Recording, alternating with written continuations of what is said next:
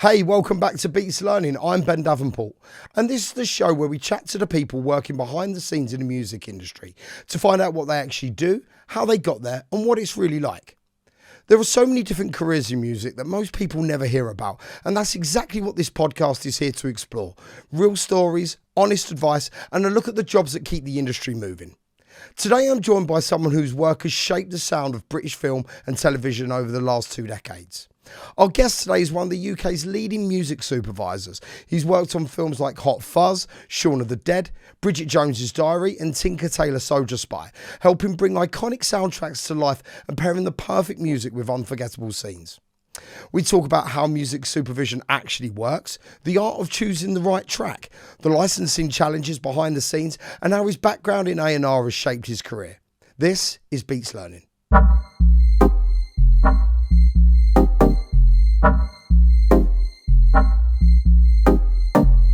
If you're enjoying the show, hit like, subscribe and share it with someone who loves music, film, or is simply curious about how the two come together. It really helps us grow and keep bringing on brilliant guests. Now that's done, it's my pleasure to introduce Nick Angel. Nick Angel, welcome to Beats Learning. Thank you for coming on. Thank you for inviting me. No, absolute pleasure, absolute pleasure. Look, I've been super excited about meeting you because you are the amalgamation of two of my biggest passions. Obviously, my extroverted passion, music. That's the reason we're doing this. But also my introverted, which is movies. Now, I know you've got a phenomenal career, and we're absolutely going to come on to that because I've got 1,000,001 questions for you.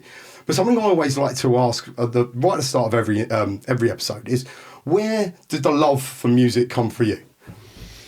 I think I was from a little boy, actually, and I grew up in Maidstone in Kent. Yeah.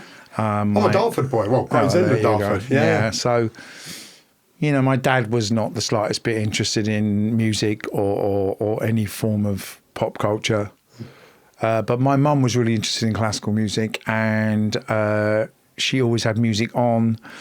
And whenever I started to listen to music, she always wanted to listen to it. Yeah. And I think that the other thing as well that I think was sort of formative. I can remember listening to the radio, and I think, the first record I bought was Stoned Love, I think, by the Supremes. Fair. And I think I also got The Witch Queen of New Orleans by, oh God, I can't even remember now. They were a Native American band. That'll come to me in a minute what they were called. But the thing is, a lot of my mates from about the 11 or 12 years on, they had bigger brothers or sisters. Mm. And so we would hear the music from the sort of next generation up. So, I can remember hearing, God, some shit now thinking about it, King Crimson and Yes. But I did like Led Zeppelin a lot, and Free, and I remember the first gig I ever went to was Gary Glitter, which is deeply unfortunate. But the second gig was Uriah Heep that my mate Will Price's sister took us to in East Ham. And so I sort of grew up from there, really, and music was a thing for me and my mates that could be ours. We weren't. I was sort of, I liked football. I was pretty good at cricket. I was shit at football, but I liked it. But music was our thing, and I always really wanted to be a drummer. And I always really wanted to be John Bonham, actually. But my mum had this weird thing that she wouldn't let me buy a drum kit, and she wouldn't let me play music unless I did classical music. Okay.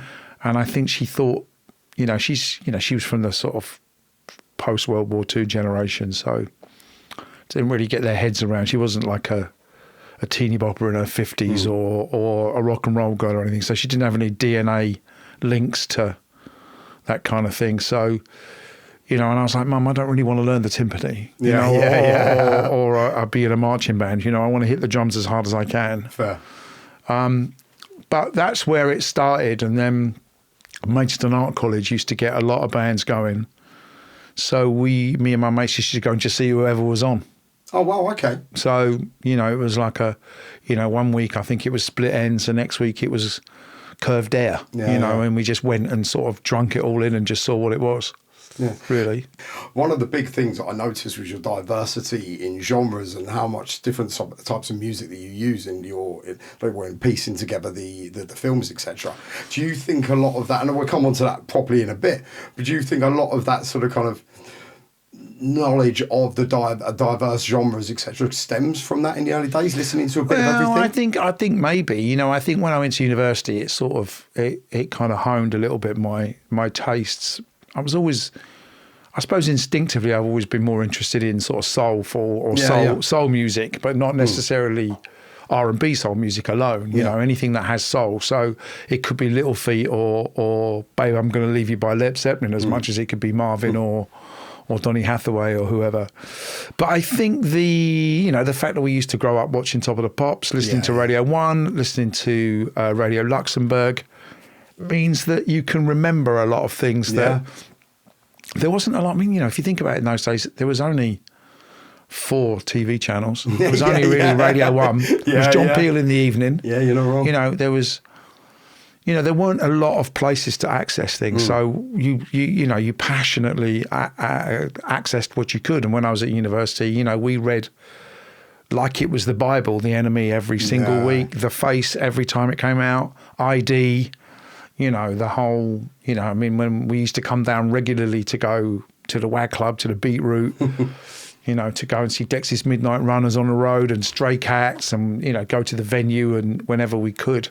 It's funny because I ended up knowing quite well the guy who booked the venue later on in the music business. But, and then you look back and you think, Christ, we saw Defunct, Grandmaster Flash, we saw Prince, we saw the first ever Def Jam tour here when Rick Rubin was DJing, and you just don't think anything of it at the time. It's just what you're doing. So now I think, jumping forward to being in music supervision, I think one of the things that experience has sort of taught me is that you sometimes, especially because we're quite self-effacing as Brits, we're not normally, great at bigging ourselves up. You forget what you know. Yeah, absolutely. And you don't hold it in as much esteem as perhaps you should. I think, kind of, as you say, you didn't know what you were seeing at the time, right? It's very easy to look back in hindsight, but actually, to know the era you were going through at music at the time, as you say, it's kind of it's ignorance is bliss in some ways. I guess every scene is given a kind of place with history, isn't it? I mean, absolutely. I think punk was known to be important, but I think has grown in importance since it's been, since its conception, really. And I guess, there used to be that old thing, if everybody who said they saw the Sex Pistols at the 100 Club was actually there, it would have been Wembley Stadium. But, for me, it was just accessing things and going to college and DJing at college, and me and my mate had a radio. We were on the local university radio. Not that anyone was listening, but we were on there, and that was it. That was where I thought, I really want to try and work in music. And when I'd been at school, talking to careers officers was a waste of time. I said, I'm really interested in music, and they didn't comprehend what that might mean. It's crazy. It's a sad fact. It's not too different these days. That's I was quite good at cricket, so they said, do I want to try and play for Kent? I'm like, look, first of all, I'm not that good. Secondly, I think this is in the 70s. Cricketers don't earn, I don't know what they earn now, but they don't earn. I mean, a fraction of footballers. No, I know, absolutely. I mean, when I was at school, I messed up all my O levels. I think I got 2, and they let me do the year again. Fair. 5th year again, but I had to guarantee that I'd play cricket for the first team. It was the only way I was allowed back in school. So I agreed, and then when I got into the 6th form, I said, "Look, you're going to have to pay me to pay for the cricket team." They're like, "What are you talking about?" I said, "Look, my mum works at the local school in the canteen. She's the accounts person. My dad's just got a normal job. If I don't get a Saturday job, I don't have any money. And cricket takes up all day Saturday. Absolutely, so." And of course, I needed to buy records.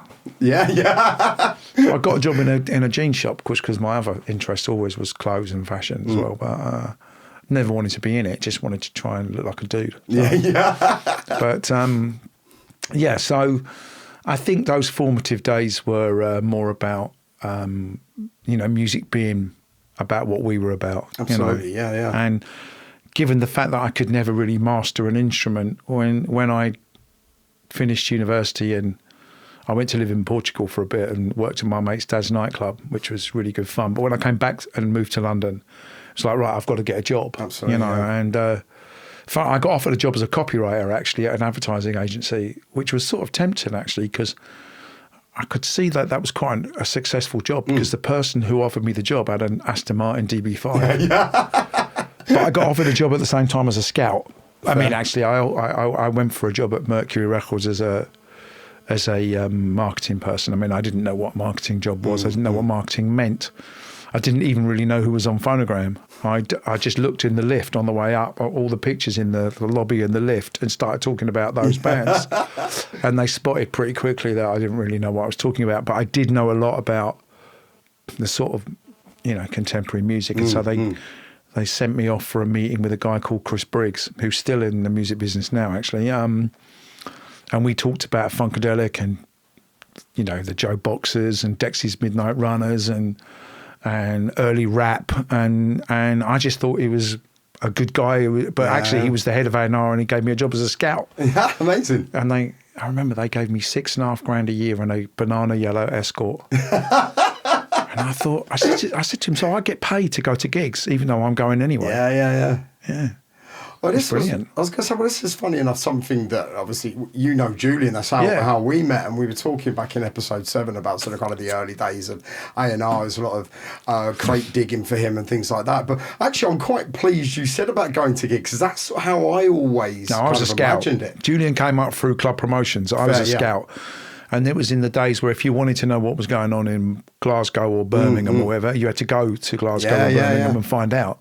So, in fact, actually the guy who sort of took me under his wing and showed me what to do was Jeff Young. He was a Radio 1 DJ at the time, club soul DJ, but he was also an A&R person. And he was like, right, this is what you do.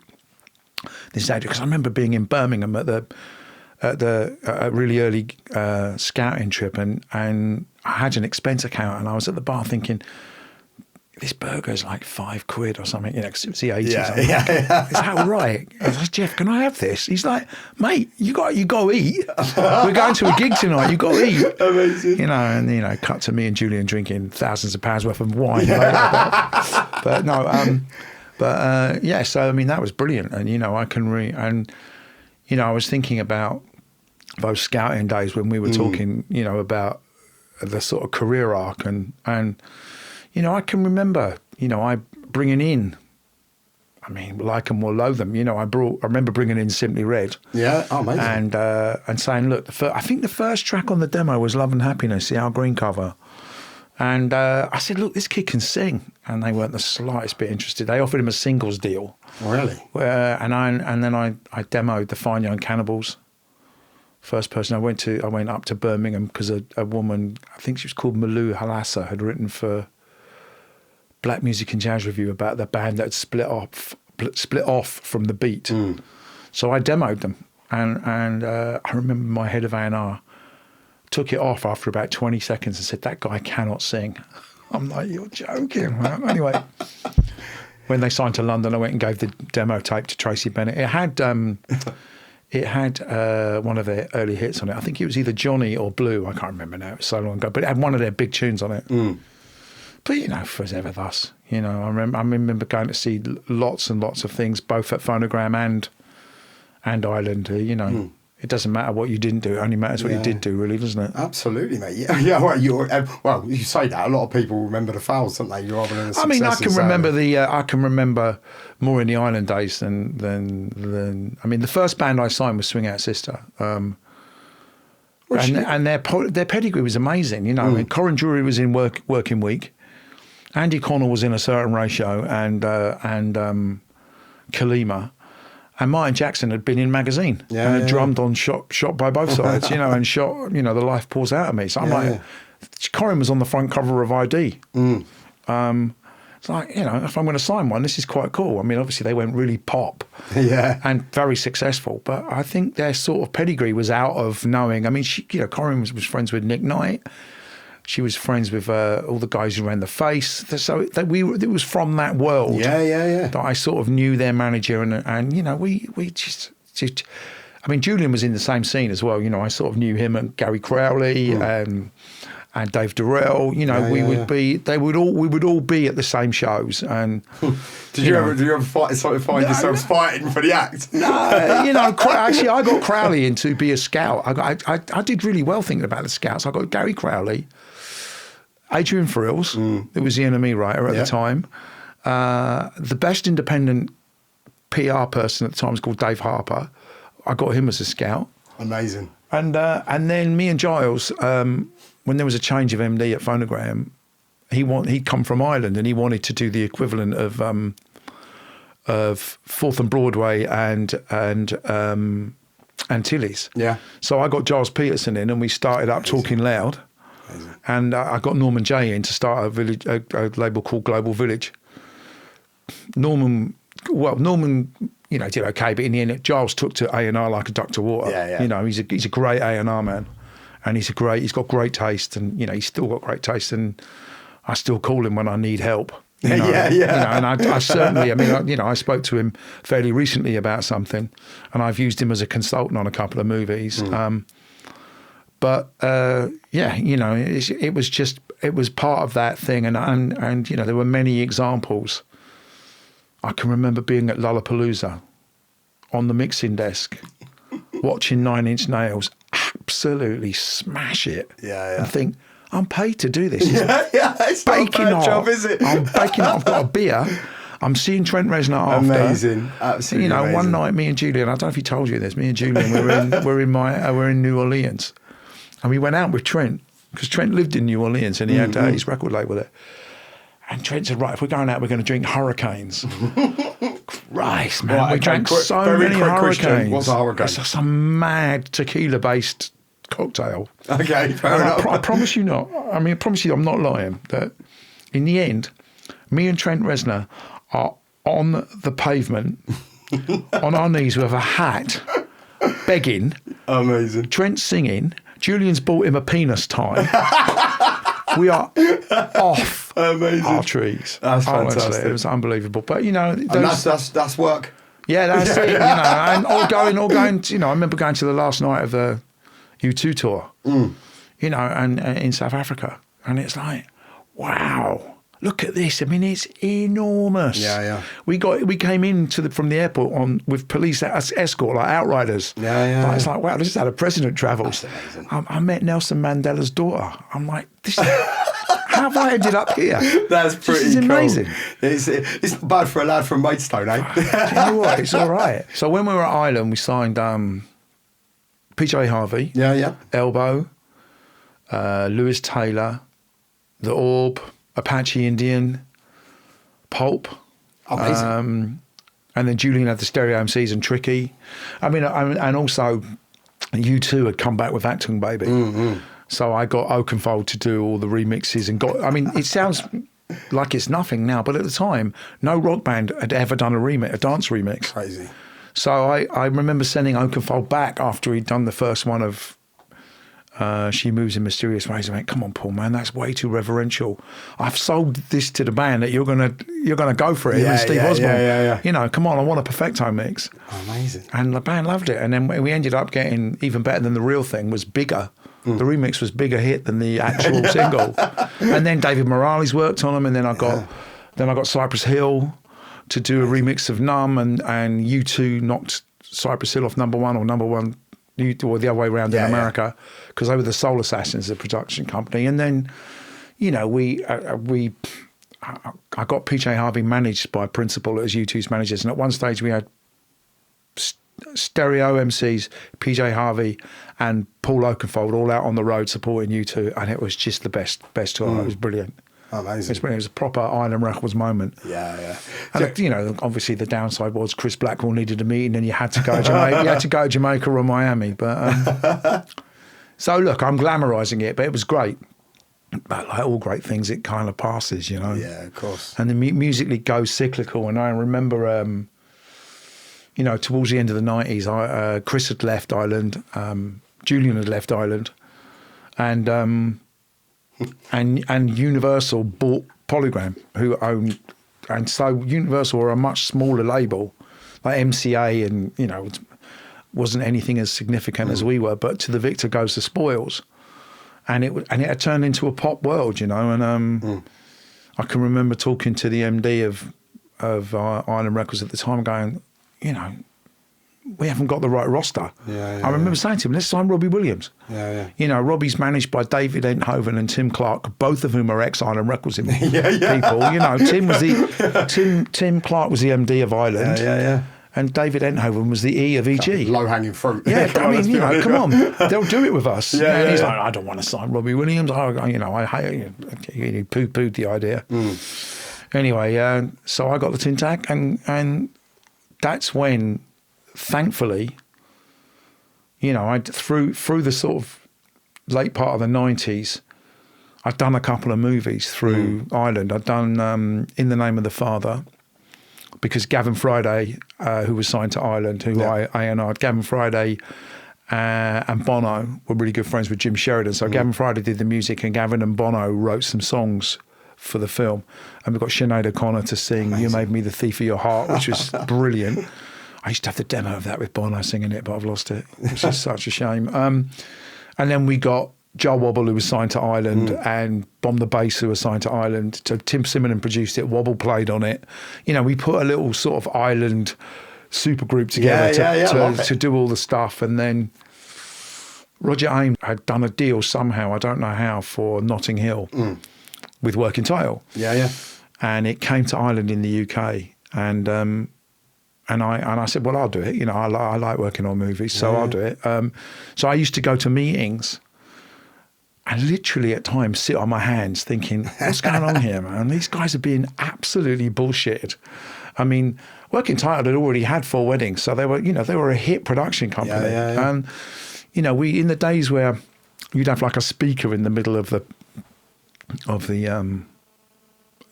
desk in an office, and there'd be someone from America going, right, we need a hit single from this, and they'd be going, yeah, well, you know, Lauryn Hill's going to do a track for you, and you know, Brandy and Monica, and I'm looking at everyone going, what? This is never going to happen, never. But it's not my place to say so. I can't dob in the American record executive who's just saying anything to get through the meeting. And you know, and I remember going to the cutting room and with Duncan Kenworthy, a really great producer who's Richard Kirch's producer, and I got a track in the film. In fact, I got 2 tracks in Notting Hill. I got the very famous Walk Through the Seasons when Hugh Grant's when Julia Roberts' character's gone, and I think they had a Chet Baker track in there. I Get Along Without You very well, but I suggested Ain't No Sunshine, which they used, and then when he was a bit heartbroken on the red bus when her boyfriend turns up, where there's Al Green, How Do You Mend a Broken Heart, and they both ended up in the final film, and I thought, maybe I can do this. I'm quite good at this. You know, I didn't know what it was called then, but I was like, I've obviously got a feel for that. Absolutely. And then I can't even remember what we did for the single in Notting Hill. Doesn't matter. It was a huge hit anyway. Wasn't it? Didn't need a hit single to be a hit. With Julia Roberts, who was the biggest star in the world. But when I got the tin tack from Ireland, it was great. You know, like Mike McCormack, who's just a great old mate of mine, said, look, come and work here. I think he was working with Simon Fuller. It's like, there's a desk, there's a phone, you can do anything you want. And Corder Marshall had said, because he was owned by News International at the time, said, come here and help me because I need to manage up.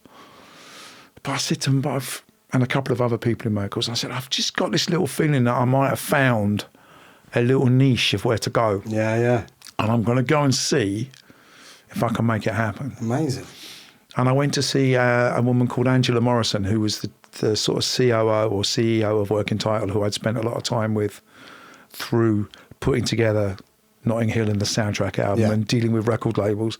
And I said to them, you know what, you need someone on your side. You're being bullshitted too.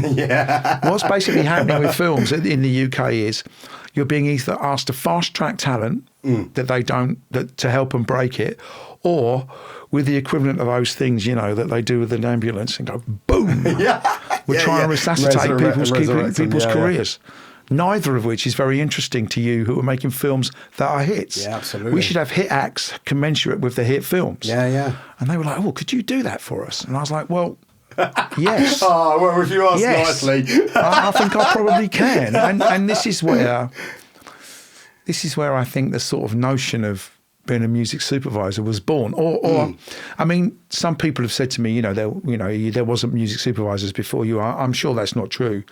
But where I think I was different was there wasn't any music supervisors. There might be a few now, but there certainly weren't any when I started who'd come out of the record business from any element of it that was creative and connected. The thing that was really lucky for me was, when I was a scout, Guy Moot was a scout, Mike McCormick was a scout, Rob Stringer. I knew David Joseph really well because him and Colin Barlow used to run. So you look around and you go, actually, if they haven't fallen off, my mates run the record business. Which means if I need anything, I know who to call. And obviously you know a lot of managers. Absolutely, And so the thing is that people normally who I think had come from into music super had come via licensing or had come via, the MU or one of those sort of traditional things. So I could say to film producers, right, the record company and band's agenda, the artist's agenda and the label's agenda and the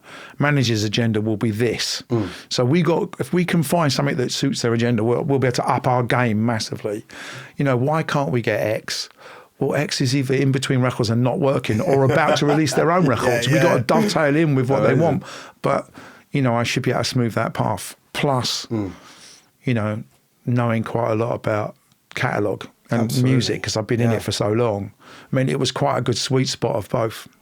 Absolutely, yeah. And to be fair, there's a million and one questions just off of what you said there. But one of the things I just want to quickly just touch on first, so that we can transition properly into what you're doing with music supervision, what you're working on, and how that's kind of and it's kind of how your background's impacted that. But when we were talking, obviously ahead of the recording today, you mentioned that actually, yes, your, let's say, transition or your background coming into music supervision is actually quite outside the normal and not traditional for the industry. You mentioned normally they come from sort of kind of legal and things like that, right? Yeah, I think mostly people come into music supervision. It's probably less so now, I think, but there's an awful lot of people who call themselves music supervisors who maybe aren't the full ticket yet. Because there's many aspects to that job that's nothing whatsoever to do with what music you know. Yeah, well, I suppose there's different ways to also look at it depending on who the person is, right? Because exactly as you said earlier, right, if you've got a big film, it is an opportunity to resuscitate an artist, bring out an emerging artist. So there's kind of like this, say, there's this potential bias or even ulterior motive in that role by actually not doing what's right for the film, but what's doing right for maybe the actor. Yeah, but instead. we're not. I work for the director. Of so course. I'm not saying yourself. Just to be clear. No. I'm just saying. I just think that I think any even a music supervision company that was owned by a rights company, if there's ever a feeling that they're not completely neutral or agnostic, they'll be done. Fair. So I think that is, I think really what we do is we service what the director would require. And if it's Edgar Wright, and I did, Shaun of the Dead, and I did Hot Fuzz. And The World's End. Yeah, you did the Cornetto trilogy. Yeah, I did the Cornetto trilogy. Literally, but just in case anyone's missed it as well, just to touch on it. The namesake of the main protagonist in Hot Fuzz. Yeah. And actually, what I did do for you, and I've got to quickly show it, and I'll post this however I can. But I actually dug this out for you because I know when we spoke, you mentioned to me, obviously, as a little thank you, you were cast as Sergeant Popwell, Yeah. the one with the big bushy beard. Yeah. And I know that sadly, you also mentioned they cut that scene. The cheeky buggers. So what I actually did, just to sort of kind of make you feel a bit better, I went through and found all the deleted scenes. Now, I didn't find you per se, as in acting or anything like that, but what I did find was in the background a picture. There Is you that go. you? I hope it is, because I searched high and low to get that. No. That's not you. I don't think so. No, I'm don't think gutted. so. I'm gutted. Anyway, that's really, bless you, well done. I tried so I hard. don't think so. That doesn't look like me. He's more handsome than me. Well, I was trying to, because obviously it's quite blurry, because I literally pinned it out of it it. was just, basically, it was really good fun. We came out of a meeting at Working Title, and Simon and Edgar sort of sidled over and went, can we just have a quick word in your office? I'm like, oh God, yeah. Like, look, can we use your name? That's amazing. And I'm like, I have a feeling this horse has already bolted. But tell me more. And Simon said, well, I want to be Sergeant Nicholas Angel. And I was like, okay, well, obviously then if Simon's playing him, he's going to be the hero. Absolutely. As much as there is a hero. Yeah. You know, I know that film backwards. yeah. It's literally one of my favourite films. Yeah, all right, no worries. Yeah, go ahead. You know, I mean, I think there's another Nick Angel in a Jackie Collins novel, A Met Hollywood Star. That's the one. I think he's a player. So I'm waiting for that one. Yeah, nice. But you know, going back to that, I mean, Edgar knows, and also when I did Paul with you know, Simon and Nick, they sort of know what music they want. Absolutely. So really your job is not to come up with playlists and a mood board. Okay. Your job really is to go and get them what they want. So, I mean, I didn't work on, well, I got a thanks to on Baby Driver because I introduced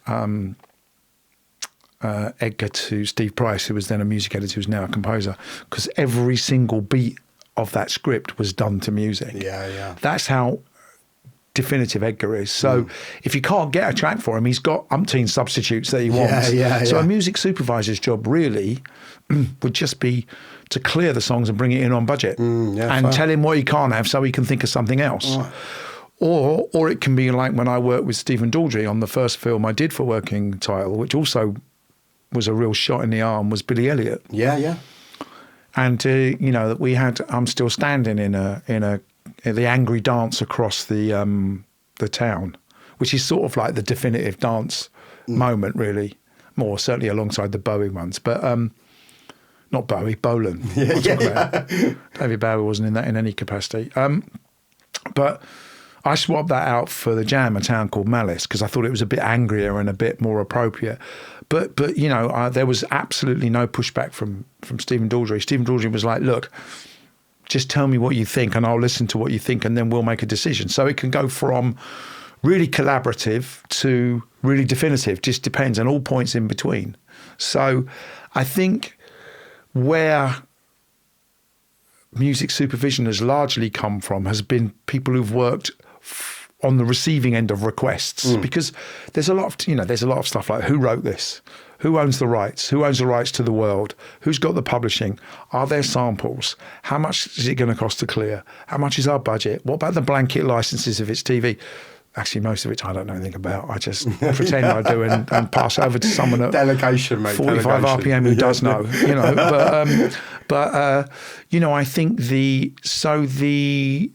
idea that somebody, and what's obviously happened with music supervision out of licensing is producers contact people and go, I want to license this track, or how do I get hold of this artist? And so they forge connections, but they understand a little bit of the job. I think that's why, you know, if somebody came to me now for advice, I would probably say it would be good to work somewhere where you get a sense of what those rights are, because taste you can't teach. Of course, absolutely. Access to music and artists, you're either going to have by the time you're doing this job in some capacity, or you're going to be a really fast learner.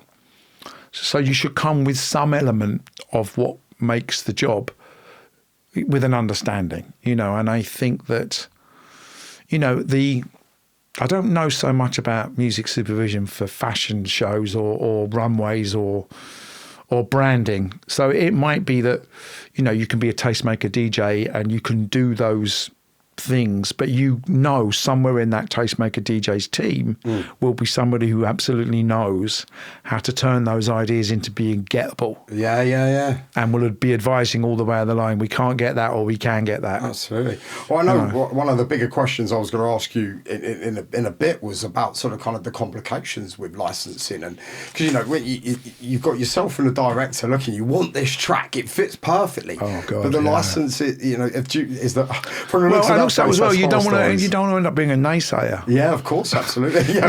Not promising Brandy and Monica again, no. No, but Idris Elba called me a dream slayer once.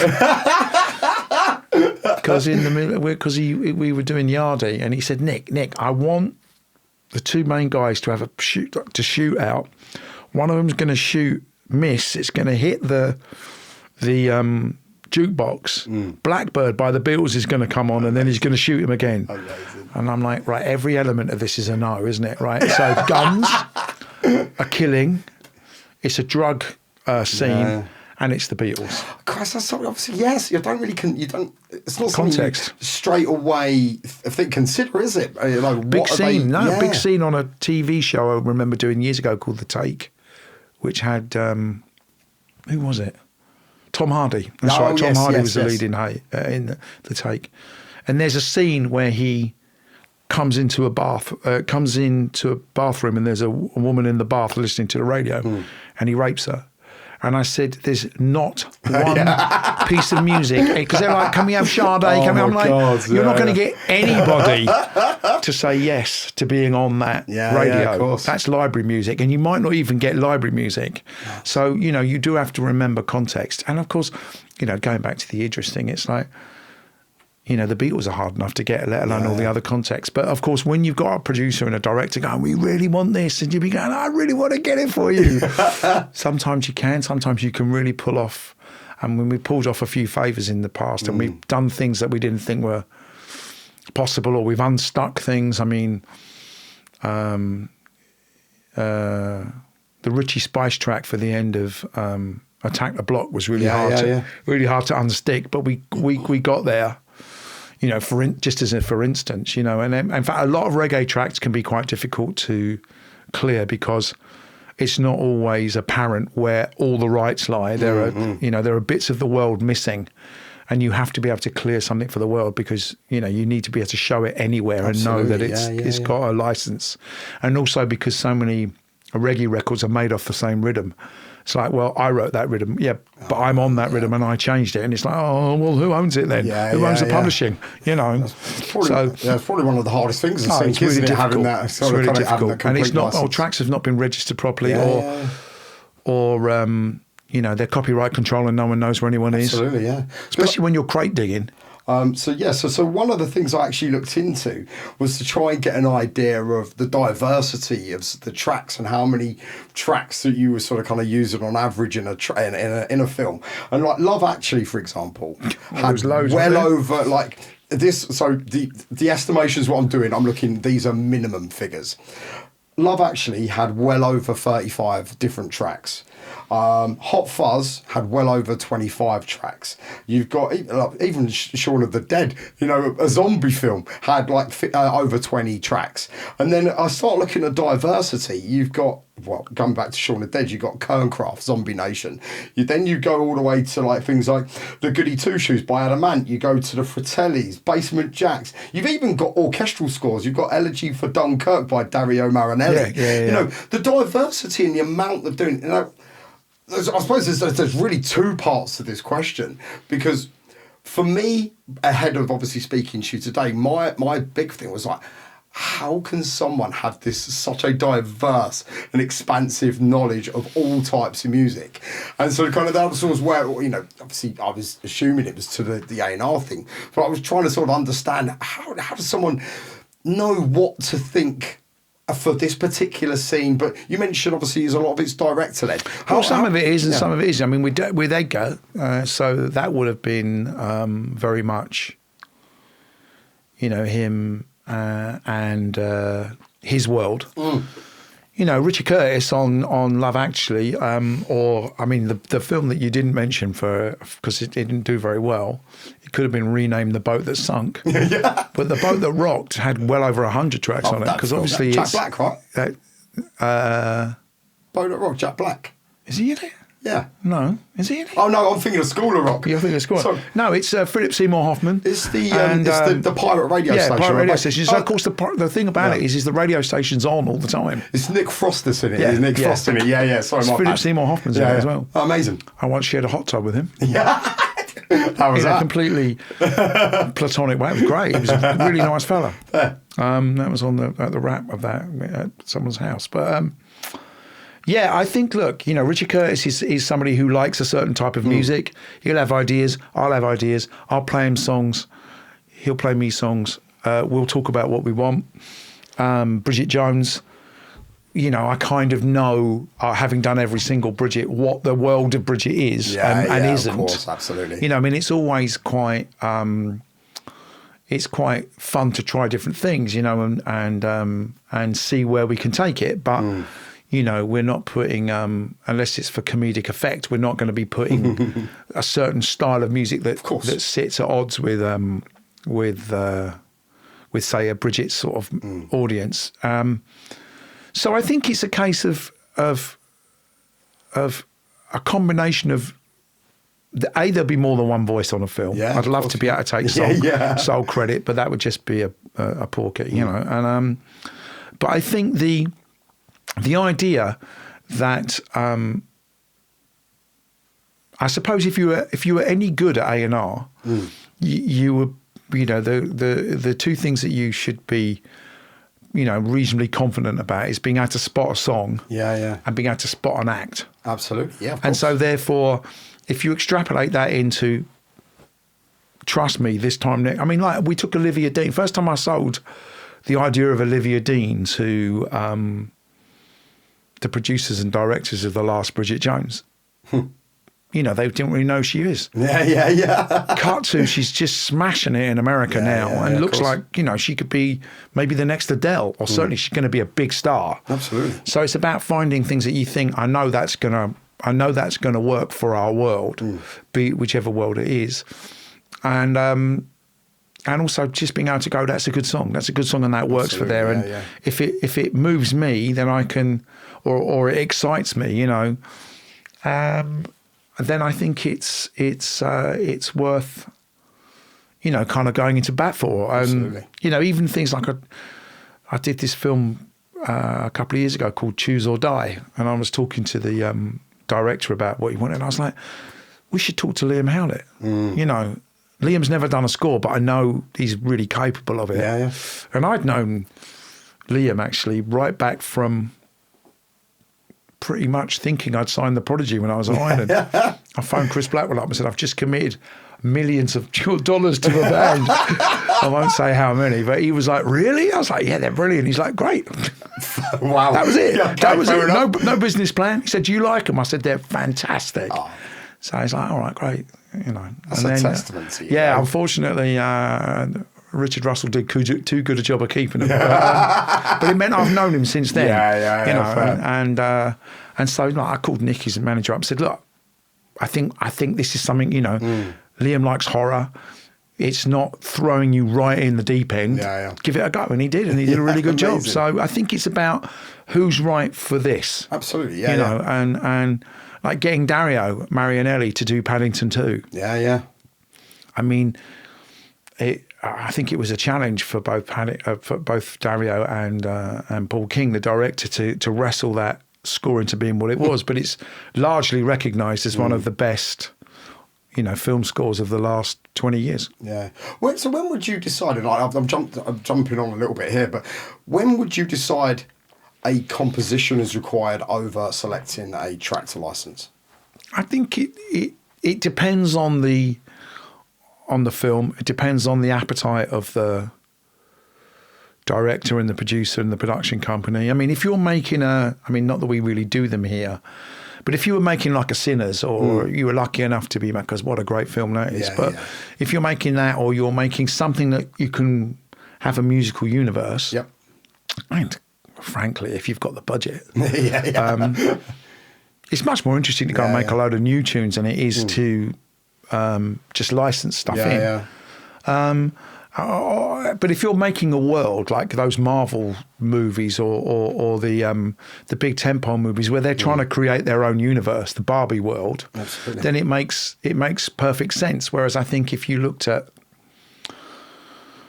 I don't know, let's just say Bridget Jones again, because it's a big UK franchise, that probably needs a little bit of familiarity, as well as what you need in those films is people going, I've forgotten how much I love this track. Well, it's also the context of the film, isn't it? Yeah. Bridget Jones itself is trying to be relatable. Yeah. So you need that familiarity. So I think you need familiarity without being, now that's what I call, Bridget. I think try not to do it sort of too obviously, like, in the last one, the Al Green track we put in was not a very well-known Al Green track because people know the voice and they know the vibe. But, you switch off if you hear, Love and Happiness again. Yeah.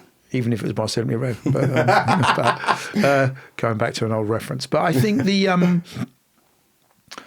just the notion and the idea that that you can create some new things. Definitely. I mean, we had anything from Gabrielle's Out of Reach. Yeah. That was a huge hit. We had Busted, Thunderbirds Our Go. Yeah. From That's cool. I think the kid who played the oldest son in Thunderbirds is the guy who directed The Brutalist. Oh, really? Yeah. Oh, wow. He had a change of mind. Fair play. So I think so. We've definitely had hit singles and hit songs.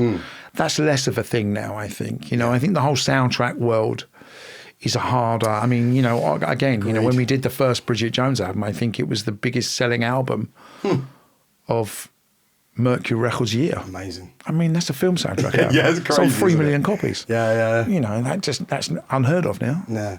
But do you think then, so coming back to sort of the original part of the question, obviously we're talking about how I think your A&Rs really made it, being a benefit for you in the music supervision, having that sort of, that taste and that love and everything like that. Do you think it did impact you at all then, the traditional route of coming from that sort of kind of legal side and trying to help get the licenses to sync? No, I think I was really lucky. I think I would have been absolutely dead in the water if I hadn't gone to Working Title. Fair play. Because they had a legal department. They gave me an assistant who was sort of a little bit knowledgeable in the universe already.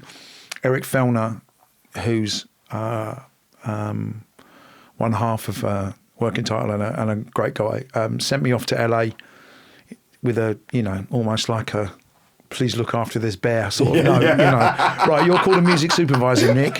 These are people, these agents look after composers, go and meet them. Yeah, amazing.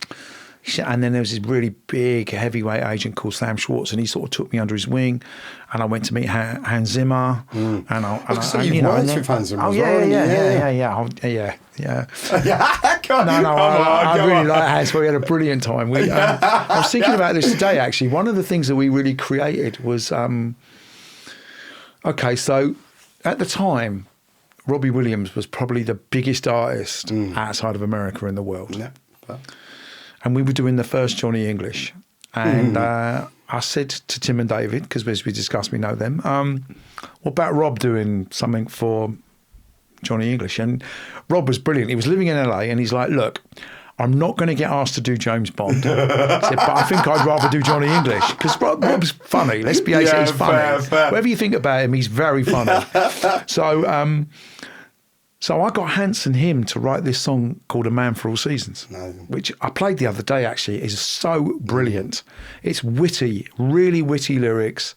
It was really, really a great opening credits. So anyway, we're in the studio. So there's Hans producing, there's Rob on the mic. Yeah. There's me, there's Josie, who looks after Rob day to day, and the director, who used to be in Bread. I can't remember his name, but he played the Liverpudlian young, handsome guy in Bread. Oh. Anyway, Hans hits track, Rob starts singing, and the director goes, no. I'm like, oh God, what's happening? He said, no, you don't want to sing it like that.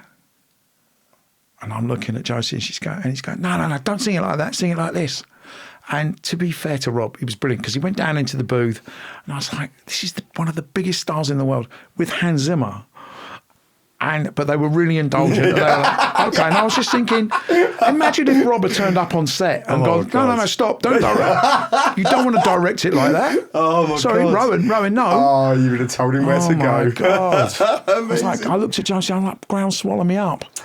But, that worked out really well. And Hans, we went to Hans for the last 10 or 15 minutes of the Boat That Rocked because we couldn't get enough pop songs to work dramatically. Really? Hans was he was great. And had a great wine cellar. It's got an amazing studio that looks like the Batcave. But anyway, so going back, so I went to LA as somebody who, went to see DreamWorks, for instance, because I knew a guy who worked at DreamWorks who went on actually to run beats for Dre and Jimmy, but he was working at DreamWorks at the time, and I remember I took Tim Bevan into DreamWorks, and I was like, we should, Working Title should be like DreamWorks. We should start a record label. Why are we giving our soundtracks away? We should put them out. We can sign artists. I had this vision that we were going to turn ourselves into sort of, and Tim and Eric were getting kind of into it, and then Michael Kuhn, I think, from Polygram Films was like, it's and then they were like, and I totally get it, they were like, you know what, we're in the film business, and Working Title's got a brand and it's doing really well. We don't really know anything about the music business, but not having to license tracks. Well, you still would have to. But the thing is, I appreciate, of course, what you do, what I was saying is, why are Universal selling 3 million records? Not for us. Why aren't we doing it? Why aren't we signing the rights to? Anyway, it was just me getting a bit carried away, but it didn't happen. But that's the sort of thing. I still think now, when I think about what I do for 45 RPM and what I think about for us as a music supervision company, I still think a bit differently than most other music supervisors do. I think about making things and finding an idea and taking it to producers and talking to people about catalogs or pop culture or books, and then can we make something of this, because I think it's much more interesting than just, right, okay, here's another playlist, or tell us what you like and we'll get it for you. I mean, obviously those jobs are really important and they're still good, and you read the Day of the Jackal script, which we've just been doing, and it's like, I can't wait, it'd be great. But I think that goes back to the A&R days of like, right, okay, I can remember, I think it was why I probably got offered a job as a copywriter before I got offered a job as a scout. I can remember talking to Guy Garvey going, right, Elbow are going to be you're the Radiohead that girls like. You're the new Pink. I mean, I was just talking shit. Yeah. Drinking with Guy Garvey, which I still do now, actually, from time to time. We still talk shit and drink whiskey. But it's about coming up with ideas, why don't we do this? What about this angle? It's like, that's what has got to get you up and get you excited. So I just want to come back to something you mentioned a second ago. It was actually sort of kind of how, actually take two scenarios. You've got obviously a lot of direction from sort of the likes of Edgar, Wright, exactly as you mentioned earlier. But then you also have the director you mentioned in a second ago when he was working with Hans Zimmer and Robbie Williams, who was like, no. How does the collaboration with directors work? And is there any horror stories outside the one you mentioned? Well, that was more funny than a horror story. Absolutely. I mean, working with directors is great. I mean, working with composers is like sort of fairly similar to working with artists. I mean, obviously, they've both, recording artists or composers or whatever, they've started off by learning their instruments. One's gone down one route, one's gone down another. But there are similarities in outlook and similarities on how to talk to people and how to try and get the best out of them, A lot of the time it's trying to hold producers in particular, away from composers until the time is right, because they'll worry it won't be. It doesn't sound like the temp. It doesn't do what the last one did. You know, it's like, okay, well, look, if you want something unique, you've got to allow that to unfold and happen. Yeah.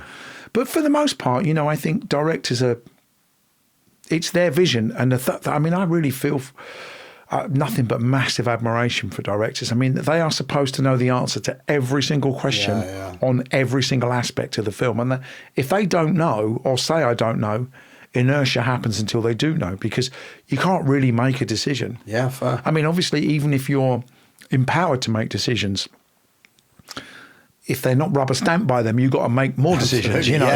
You know, but you know, I for the most part, you know, really enjoyed working directors. I mean, you know, I just worked, for instance, with John Crowley on We Live in Time. You know, John, who did Brooklyn before that, was a brilliant film. And I loved working with John. He's a great guy, really knows his music, really knows, he's just a very articulate, smart, funny person who's very easy to get on with on lots of levels, you know. And I think you find some common ground. Like Michael Morris, who's a Bridget director, great, you know, really into his music, or you know, and really into sort of collaborating with people, and was very, very interested in trying things that were not just what was expected. You know, Edgar, Simon Pegg and Edgar have been really great to work with over the time. Joe Cornish, again, you know, a guy who knows what he wants, but is really open to. I mean, I think it's going back to that thing I said about experience. I think if, you know, I remember when Idris actually hired all his HODs for Yardi, he got us all in a little meeting and went, look, it's my first film as a director. I've hired you guys because you're experienced. I haven't hired you to not listen to you. So please let me know. And that's great. I mean, and it was so brilliant. I mean, everybody put their shoulder to the work. Everybody loved his. He's a great guy. And he really was a good director with actors, as you can imagine. He did a really good job, and loves his music. I mean, he was a joy to work with. So I just think if you, I mean, look, there's been a couple of horrors. I got binned off a couple of films. Oh, really? You know, I was thinking about that today, actually, driving here. I think sometimes you're the victim of circumstances that you can't really be held responsible for. Or sometimes your music's the reason why something's not happening, when in fact, really... it's past the buck. What really is, the reason your music's not working is because your picture's not working. And that we can help, but we can't... you can't we can't come in and try. I can't roll it in clear, you know, I can't... Until you get your picture to work better, then my music will work better, probably, or the suggestions. But I think also there was one film, there was a movie years ago of One Day, you know, the film... But the TV show recently was much more successful. But the movie, and I was right in the middle of a conflict between the director and the producer. And the producer, it's a big Hollywood producer, is in my ear all the time. Make it more commercial, make it more international, da-da-da. But every time I tried to steer the director towards a good choice that might be, not, I wasn't trying to make it shit. I was just saying, like, if you want, I don't know, let's say there were two tracks. It's like, if you like them both, that one means more in a wider world than that one. Oh, you're just a mouthpiece for... And I'm like, oh, fucking hell, I can't win here. So in the end, the film tested in America and it didn't test that well. And they came back and they told me not to worry about the music in the film because it was just a test. And then he came out, the music it didn't go down very well. I'm like, Anyway, so I was ceremonially taken out and shot, and it's like, okay, well, fair enough, you know. And then, you know, it tanked anyway. So, is that something that happens quite a lot, like the difference between the artistic, let's say, vision versus the return on the investment? I think it depends. I think really, there's always going to be the push and pull of those things because, unfortunately, unless it's self-funded or very low budget, I guess the money that's been put into a movie needs in some way to see a return. Yeah, of course, absolutely. You know, and of course the directors want, I mean, you can define success any way you like, can't you? But they want their films to be successful. And I think the sort of dynamic of that is how to walk a line. It's the same kind of line you walk between trying to get. I mean, it's the one line a manager and artists walk with record labels. I think of course. We want to leave us to make the record we want to make. Yeah. But so you've got to try and figure out a way of, getting the best out of what there is without crossing a line and becoming a dick. Absolutely. Yeah, I'm not sure I always walk that line very well, but I tried. You and me both, bud. But I think the thing is that you were asking about bad experiences with directors. Most of them will be good, but some. I mean, there's one woman in particular I can think of whose ego was enormous, and I thought disproportionate to her experience and her ability. And she asked for something to happen, which didn't need to happen, and would have been hugely inconvenient to make it happen. And I said to the producer, "We don't need to do that. We've got this covered here." And literally 2 hours later, I was fired. Oh, really? Yeah, because and I was like, all right, fine. But I've been hired because I know what I'm supposed to be doing. Yeah, and of course, absolutely, I know we don't need to do this. Yeah. Okay. So do we just end up being, sycophant? And I think, fair enough, not everybody can be all things to all people. It's absolutely fine. And I recognise that, especially as I get older now, that, the jobs are, the certain things suit certain people better. Yeah, fair. It's fine. I mean, as far as I'm concerned now, as long as the company that I am part of can help filmmakers, I don't mind which one of the people within our company it is, as long as we feel like we can be in the mix and helping, that's all. That's all. I don't care about whether it's me or not. Fair. So how often do you get sort of kind of free reign then on a movie then? Because obviously, I know we're talking about the relationship with directors there, but... Never. Oh, really? Never get absolute free reign. Because I must say, when I say free reign, how often is it like the choice is yours? Because quite often choices are excuse me. I mean, quite often suggestions that I made are in. Yeah. A lot of the time, the suggestions that have been on a mood board. I mean, if I showed you the Bridget Jones last movie, the Bridget Jones Baby. No, that was the third movie, the last one. If I showed you the 2 hour or 3 hour mood board, you'd see at least 6 or 7, 8 tracks maybe from the original mood board, which was from the script, are in the film. Yeah, amazing. So, I think that's why it's quite, what happens is that you read the script. If there's anything in the script that needs to be got ahead of time, because it's going to be filmed too, like Bridget takes a load of kids on a school trip to the Lake District, and they're singing a song on the coach. So we have to decide what that song is before we shoot it. Absolutely. Someone's dancing, anything like that. I really wanted it to be Badadan from Chase the Stage, because I thought it would be really funny with them all. That would have been funny. And then and Michael liked it, but then we listened, and then actually Renee looked at the lyrics and she's like, are we really going to be doing about Kalashnikovs in Afghanistan? And I was like, oh, okay, well, I know it doesn't mean that. Those kind of languages, sound systems is different, but all right, fair enough. In the end, we ended up using the Clash, but it's fair enough. But yeah, I think music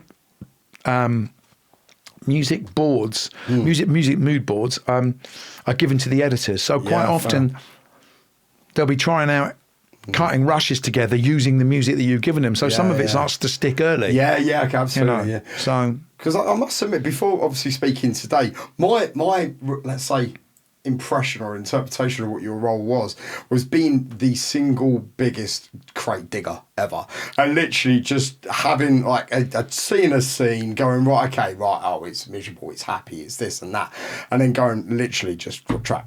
What we do. Is that really how it yeah, works? that happens. I mean, there would be a scene on a movie and we go, or a TV show, and they go, right, okay, we need something for here. So it'd be like, okay, give me a few hours, and I sit in front of Spotify and I think, oh really? I can't think of anything. And then I get one thought, and then I think, actually, do you know what? If that, and then normally I'll send some options for. Yeah.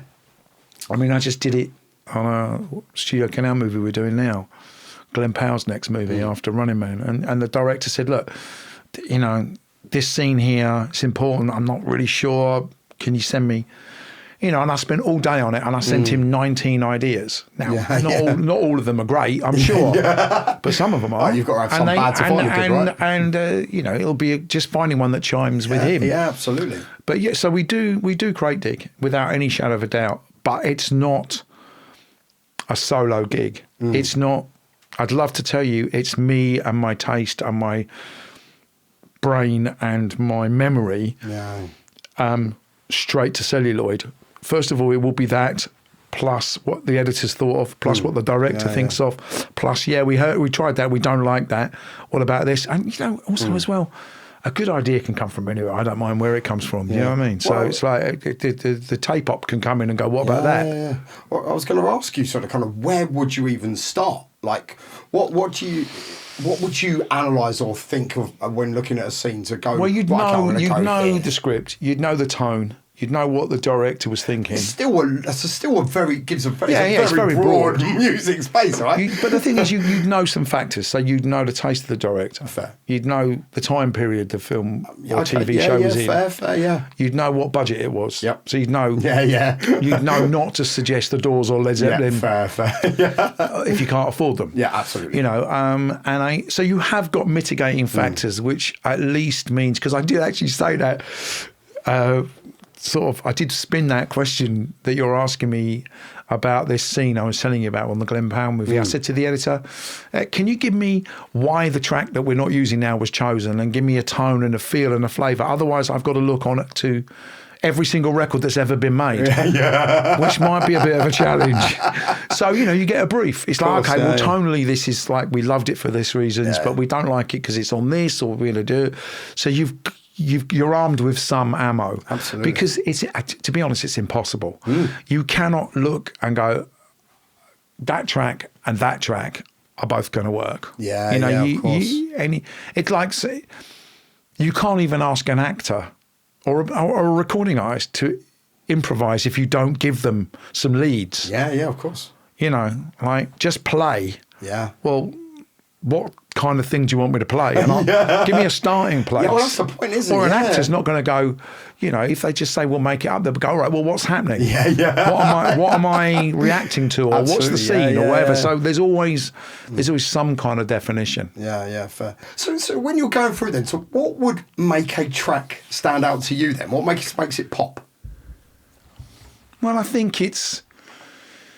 for me, I think it's a combination of does it complement what it's, I suppose we've got to be looking to think, what's the track supposed to be doing? Yeah, of course. Is it supposed to be reflecting a little bit what we said? Is it an emotional, is it an editorial track, or is it a track that's kind of, in situ? So, are we putting an exciting track on a car chase editorially? Yeah. Or are we playing a track like it's on the car radio? Obviously, though, the choices then are different. Absolutely, yeah, of course. And I think for me, I think it's about just a feeling of authenticity, and also as well, I find it's quite difficult to. There's a whole sort of interesting thing for movies more than TV, maybe, but maybe TV increasingly, is that really contemporary music is quite hard because it dates you really quickly. Yeah, absolutely. And, I can be working on a film that's not going to come out till next autumn. Of course, yeah. You don't think so about next that. autumn, why have you got that track that was out last year that hasn't stood the test of time? Yeah. So there's a reason why there's a lot of tracks in film and TV that have been given a bit of breathing time, because a lot have fallen away, but the ones that haven't, have come through, and they're normally the ones that have a little bit of something about them. And I guess that's what you're looking for. You're looking for tracks that pop in terms of emotional truth or exciting production, or just one of those records that you just know this is great. It's I don't know. I was listening to that track, Seasons Change. Of course. And I was thinking, I don't even know when this came out because it still sounds brilliant. So I went on and watched that. It's not Kimmel, I don't think, because I think it's before that. Maybe it's one of those late night American hosts. It's one of the early ones, so it must have been in the 2000s. Yeah. And I thought, this still sounds absolutely brilliant. I don't know what else they've done, but that tune is just great. And I thought, or you get what you give by the New Radicals. You think still sounds like a great track. Absolutely. Donny Hathaway, Jealous Guy, which I know is a really good song anyway, but his version's brilliant. So you can have tracks that old that are still great and you would still use and you would still feel aren't rinsed. But also as well, what I think is that a great track that people go, oh, I've forgotten how much I like this. Or, that nostalgia what's this? moment, This is great. Yeah. Rather than something that's so ubiquitous that you don't even notice absolutely. it. I mean, even though I know What's Going On is a brilliant tune. No, not What's Going On. Let's Get It On. What's Going On has not been used as much, obviously, because it's more about something. But Let's Get It On. I don't know. It would have to be quite an unusual scene for that track to resonate in a way that doesn't actually do very little for you. It would probably have to be in a Tarantino sort of stuck in the middle type scene, and in which case they wouldn't give you permission to use it. Do you have like a do not use list? Like you put like, right, no matter what, I'm not using these tracks. No. I have a do not no. We have a flippant do not use, X publishing company or X or Y record company because they take us to the cleaners. Absolutely. But no, not really. We don't really have any of that. I mean, there are artists that I know are very, very difficult to license, and I think, for instance, when I was doing The Boat That Rocked, it was from the set in, 67 or whatever it was, so obviously a lot of those records now are iconic. Yeah, absolutely. Yeah. So you've got Jumpin' Jack Flash, or you've got the Kinks or something. Absolutely. Even though they were just out at that time, have become iconic over time. So we thought, right, okay, we'll do what's called an MFN, which is Most Favoured Nation. So we'll just basically say for all those big tracks by the Who, the Stones, the Kinks, they'll all get the same money. Yeah. So no one can say anybody got any more than anybody else. Like, and we wanted to use Break On Through from the Doors. And I remember going to the record label and they were like, well, this will be tough, but we'll take it to the Doors. They came back, they wanted 900% more than anybody else. So we obviously didn't use that. But what happens, I think, with catalogue over time, if it's not kept fresh, is actually people forget who you are. Well, that was a question I was going to ask a second ago when you were talking about sort of kind of planning music for a film that's not going to be released for another sort of kind of 6 to 12 months. How do you stay ahead of the curve? How are you...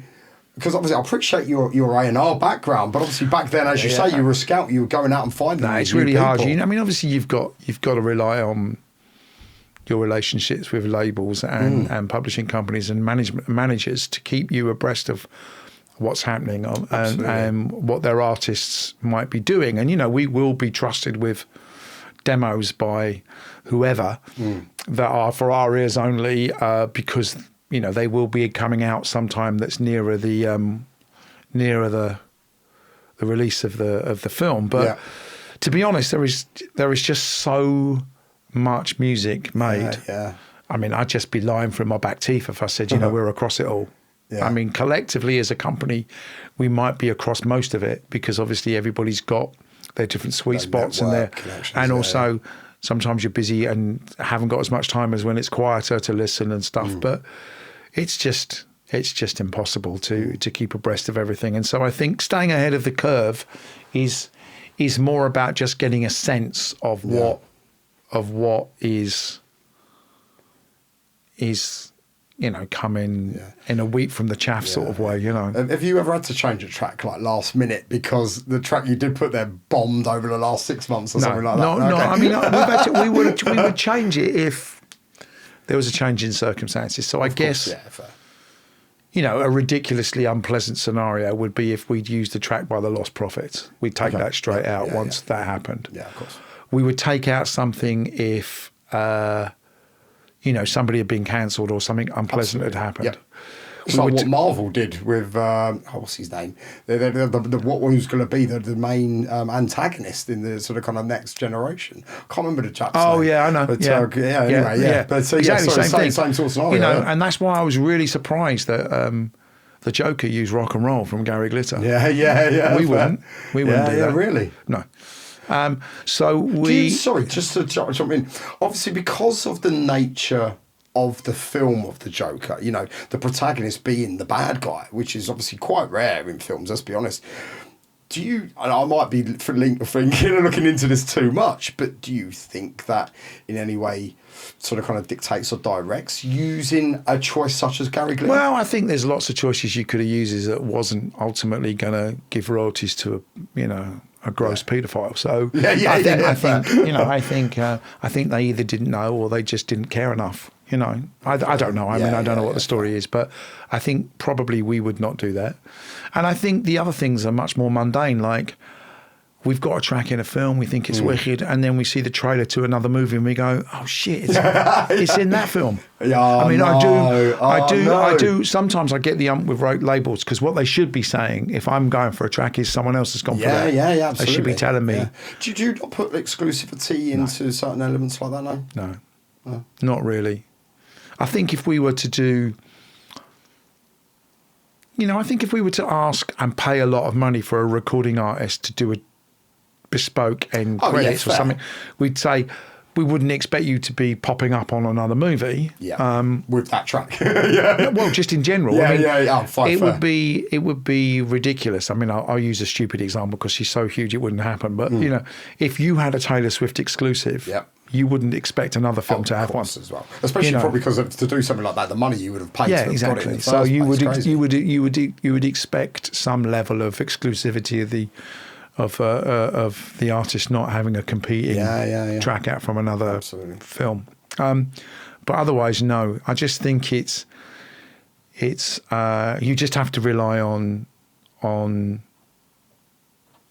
kind of knowing what's around and talking to people and as I say, getting a heads up. It does happen sometimes, especially if it's an American film where we wouldn't, and nor would the UK rights owners know that that track actually is on X's film, and you think, okay, well, is anyone going to tie them together? But if the director's done a real, kind of crafting and kind of curating of the movie, they might go, well, I don't really want what someone else has got, or they might say, well, the context of what we've got is fine, I'll live with it. But horses for courses, I guess. Yeah, fair. So coming back to, you said a second ago about obviously finding new music, obviously you're still doing your own Spotify crate digging, let's say, but obviously you're also approached by labels and your connections and things like that.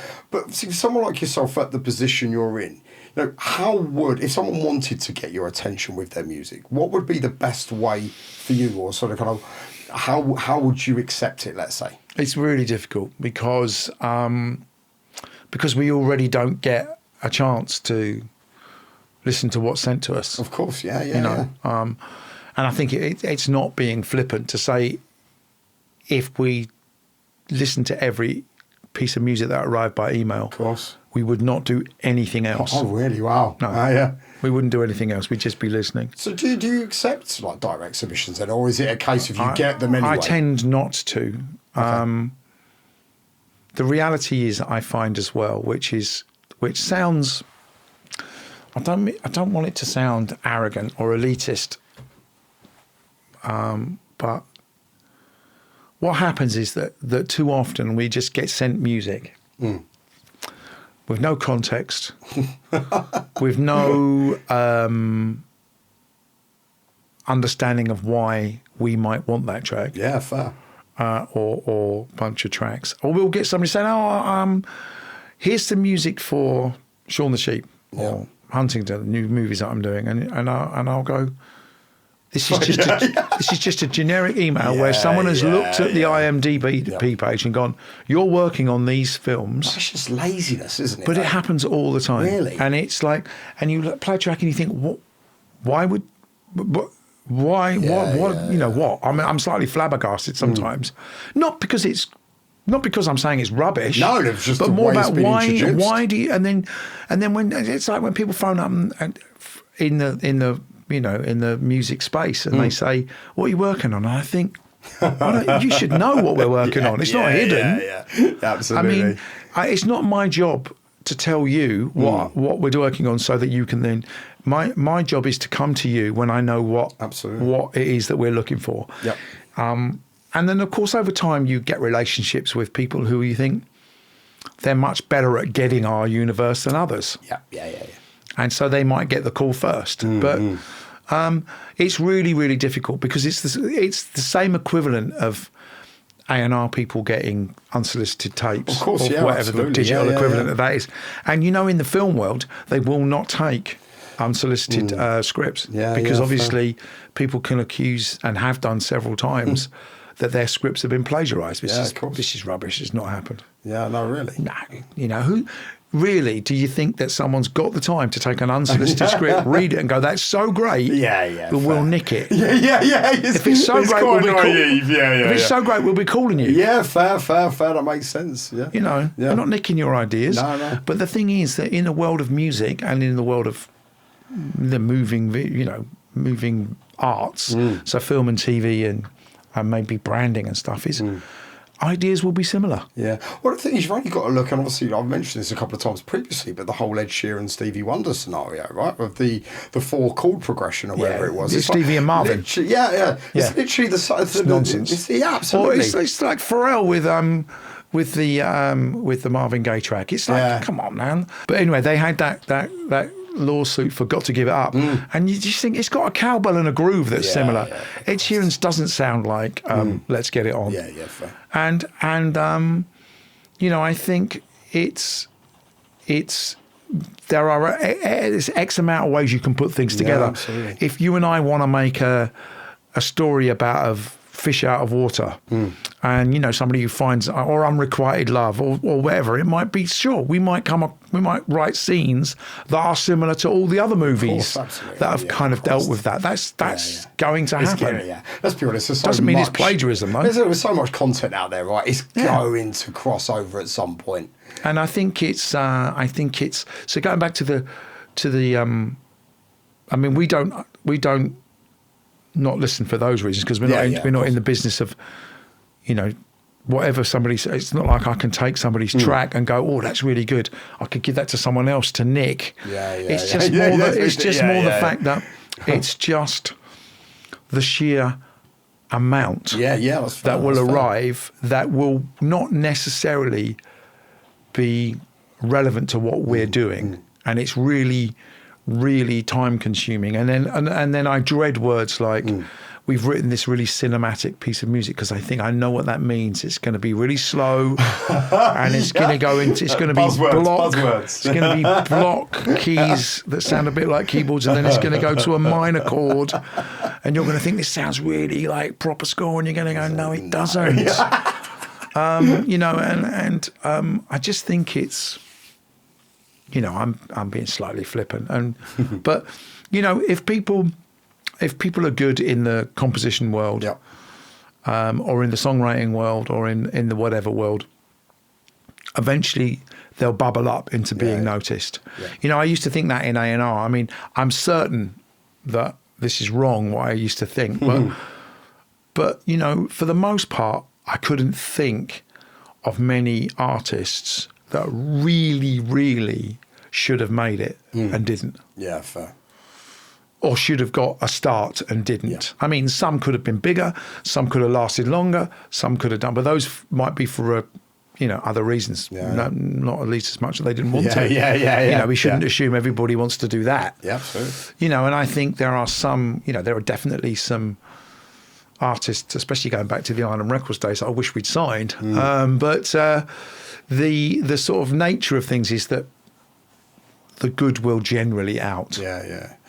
So coming back to the sync question then, right? So let's say an emerging market or up and coming artist, wherever they are, no matter what they are, wanted to get into the sync world, wanted to get their music into sync. What would you suggest being the best way for them to start getting on your roster or start getting on someone's roster so that they can be put in front of you?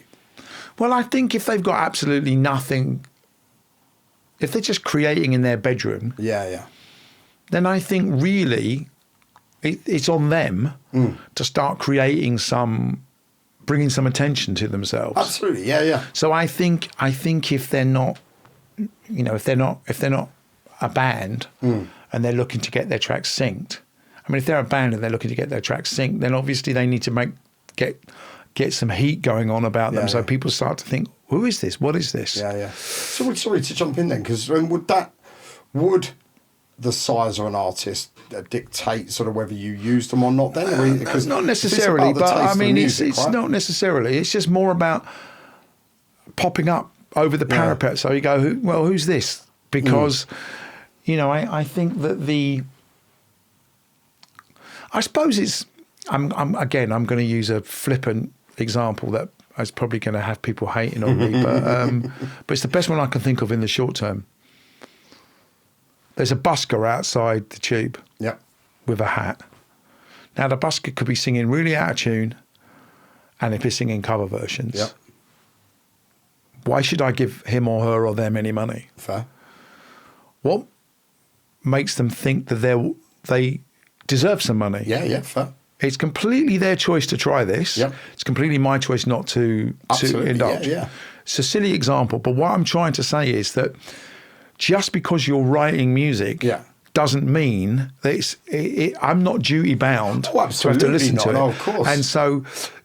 And I mean me, not just me, we. Yeah. So what I'm saying is if artists want to be composers, they need to get the wheels turning. Oh, absolutely. And I think that's if they get things happening for themselves. We, like other people, will notice. Yeah. Because obviously, like, you've got a lot of... There are platforms such as Taxi, for example. I obviously appreciate it's probably going to be for lower budget stuff. But I don't know what that is. Oh, okay. So it's Taxi is a platform where artists, bands, whatever they are, can upload their music, to put it into what sort of kind of category it is, what sort of scene it might be useful for, and it gets vetted by their A&R and gets put forward to whatever sort of kind of little roles that they have. I'm sure, it's probably going to be the sort of kind of Netflix originals type stuff, I would assume. I don't know it. I've not used it myself. I'm not into that. But I was more wondering, like, things like that, to get to you, obviously, yes, they've created their own buzz. For example, let's say they're doing social media, they're doing whatever to kind of build themselves up. From there, you're not going to go directly to them, likely, right? So the chances are, if you've got these, let's say, preferred supplier list of these people that actually listen to you and provide this consultative approach as a label, is it better for this artist to get onto a particular label that focuses on sync, or look for a manager, for example, for them to give themselves the best shot of actually getting in front of you? I think it just goes back to the same thing. I think that they've got to be motivated and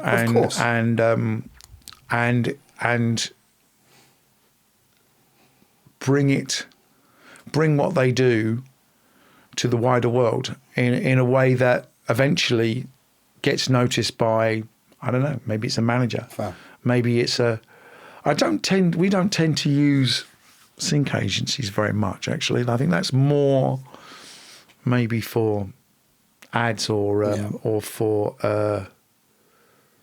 games, maybe. I don't know. I've never music supervised a game. I don't know how they do that. But I think the idea of music supervision is to try and find, it isn't necessarily to always find the new.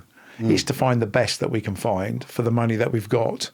And so in theory that looks all over the map, but these people have got to be on the map. Yeah, of course. So to jump directly on that then, so what makes for a great sync in your eyes? Well, I think,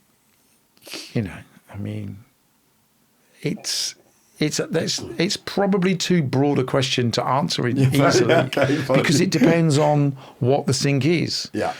One of my favourite syncs of all time is Funny. I think, Cuddly Toy at the beginning of the Alan Partridge movie is genius. when he's driving with his glove on and he's shouting and then he starts singing along to the track and you're just it's hilarious and you're right in the movie straight away. And yet you can have a track play at a time when everybody's heart is broken. So I think really all it is that you've got a tune that really matches up fair. with what the film is trying to say at that point. And so though I think, going back to something I referred to earlier, A Town Called Malice in Billy Elliot reflected his despair and anger, in a way that meant that became the sort of iconic scene of that movie. And I mean, largely it would be to do with his performance, but also it was to do with the fact that track really, really worked. Absolutely, in that scene. So I think,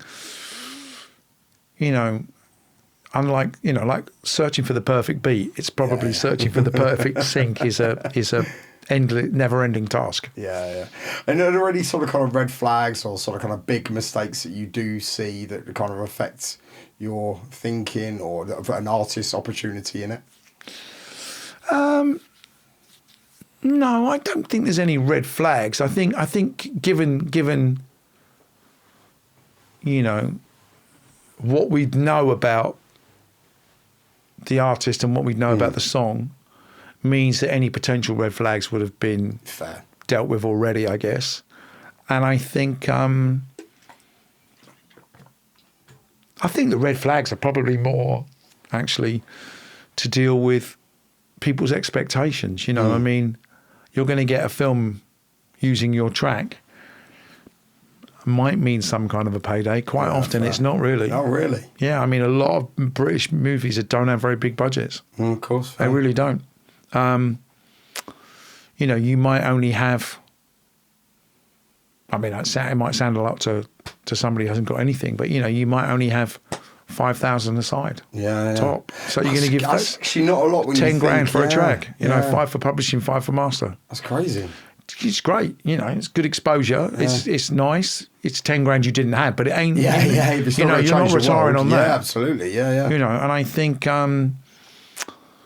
but if you've got a £10 million film, or $10 million movie, which, it's a pretty decent size UK movie budget. And if you look at one of those films like you mentioned earlier, and I've got 25 or 30 songs, even if all songs are 10 grand and under, you can see how much money that is already. 300k done. Yeah. It's crazy. 350k done on source music. Then you've got to pay a composer. Crazy. You could be looking at £500,000 on a 10 million film. They're going to go, we can't give you that much of the budget for music. It's just not going to work. We can't make those numbers add up. Although you say that, right? Obviously, and I appreciate they might not be exact figures, but like 5% of the budget for the whole music for a 2-hour film, knowing that actually that's what sets the tone for a lot of it. And I know there's a lot of infrastructure behind the scenes, but actually, when you weigh it up, it'd be very difficult. Break, I know it will be. It'd be very difficult to get a 500 grand budget signed off on a 10 million That's film. Crazy. Yeah, very I didn't difficult. Even think that. We can talk about film finances, but that's that's another subject. I don't know very much about it, but I do know that they normally back into numbers rather than, it'll be like the director's worth this much, the script is worth this much, with this much cast, you get this much money.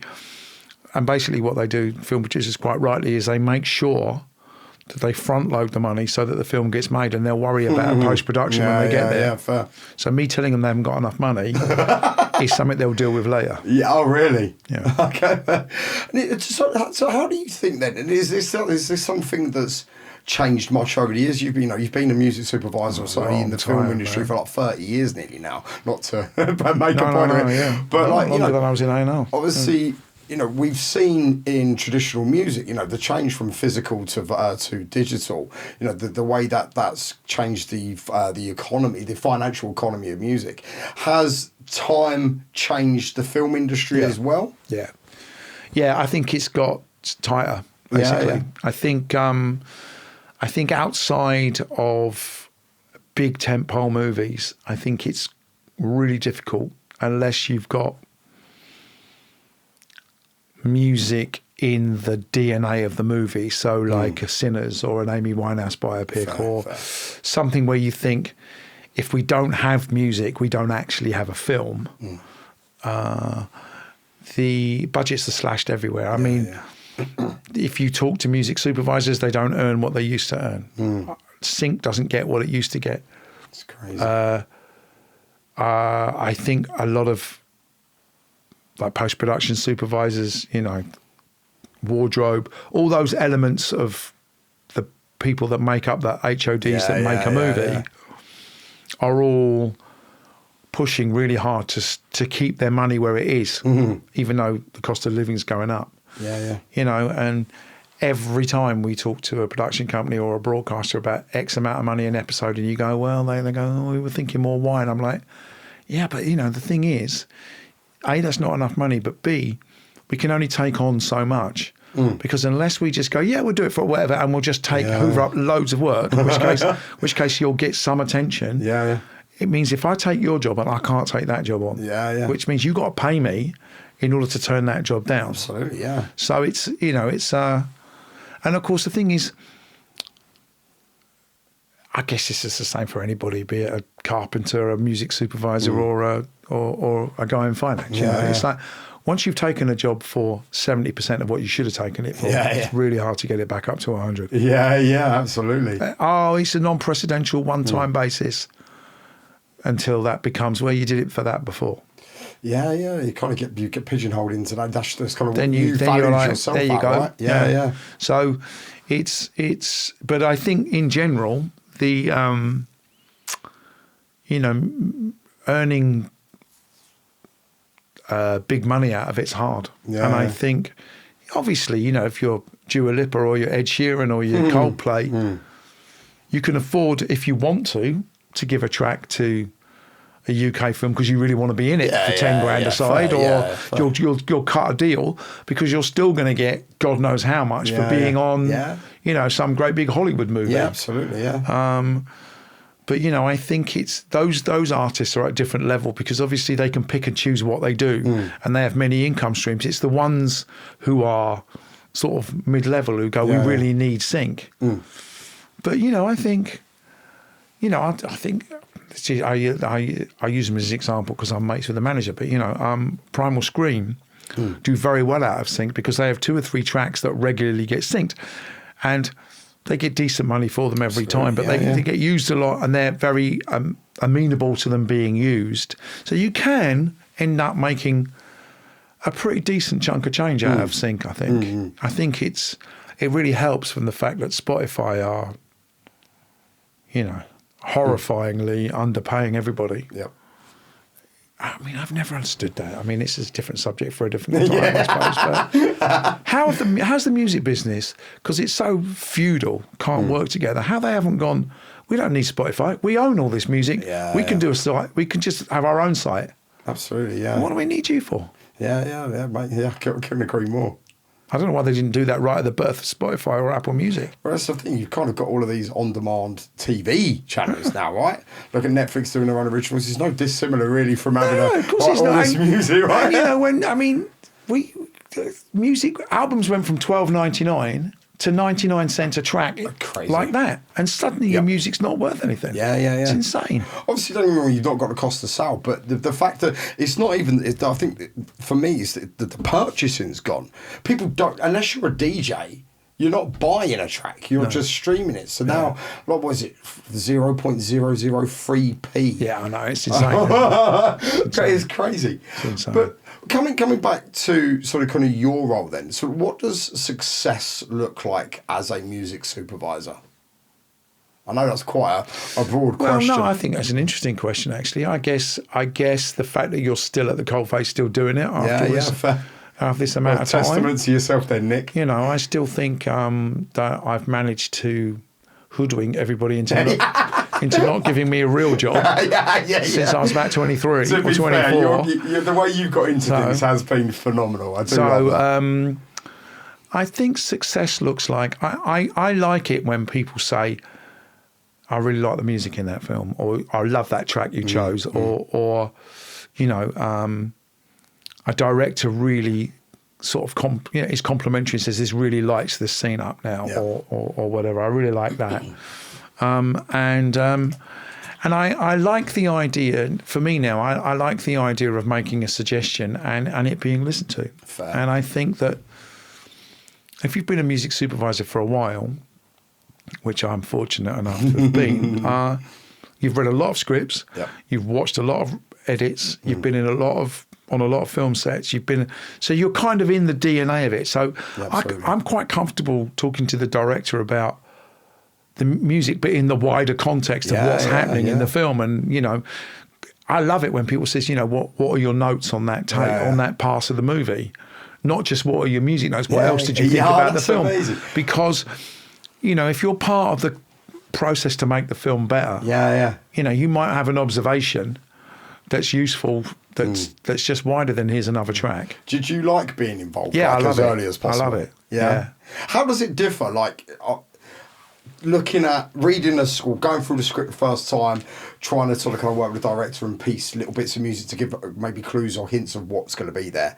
So then sort of kind of redefine it. What's the big change? Well, the thing is that quite often, and this can happen with composers more than you'd imagine, is that the film that you thought you were going to make isn't necessarily the film that you make. Okay. And you watch it and you go, that didn't work like I thought it would. That works gangbusters. That tonally, and you know, sometimes you've made a decision as a director and producer and music supervisor that this composer would be really good. Yeah. But actually, the film kind of tells you that it wants something else. Yeah, fair. A film will soak up a certain type of music, and you can put a track on. It's really weird. I don't know why it is, but you can put something on and it just goes yes, and you can put something else and you go, Christ, take that off. I mean, honestly, the amount of times I go into the cutting room going, I think this will work, and I put it on with the music editor and I'm like, nope. No, that doesn't work. I thought it would, but it doesn't. Have there ever been any times that one slipped through the net that was terrible and you've looked back and gone, oh shit? Oh God, yeah. Oh God, the worst is without any doubt. I tried to take it off. Was actually on Billy Elliot. We were trying to have a hit single, and Stephen Daldry really wanted to try and get a single off it, and I can't remember why he'd said Boyzone, or he talked about the boys from Boyzone that were all going solo. And I was like, and he said, look, you know, we don't need any more credibility. We've got the Jam, we've got Mark Bolan. I want young people to come see this film, and it's about a young boy. Yeah. You know, can't we get something out of the pop firmament? What about Boyzone? And I was like, well, I suppose we could, yeah. I can go and talk to, I think it was Colin Barlow at the time at Polydor about what's happening with them. And he said, I can't remember which one, it was the one who died. Although there might be more than one of them dead now. I don't know. Sorry about the Boyzone fans. I can't even remember what they're called. But anyway, one of them did a track for us, and it was fucking dreadful.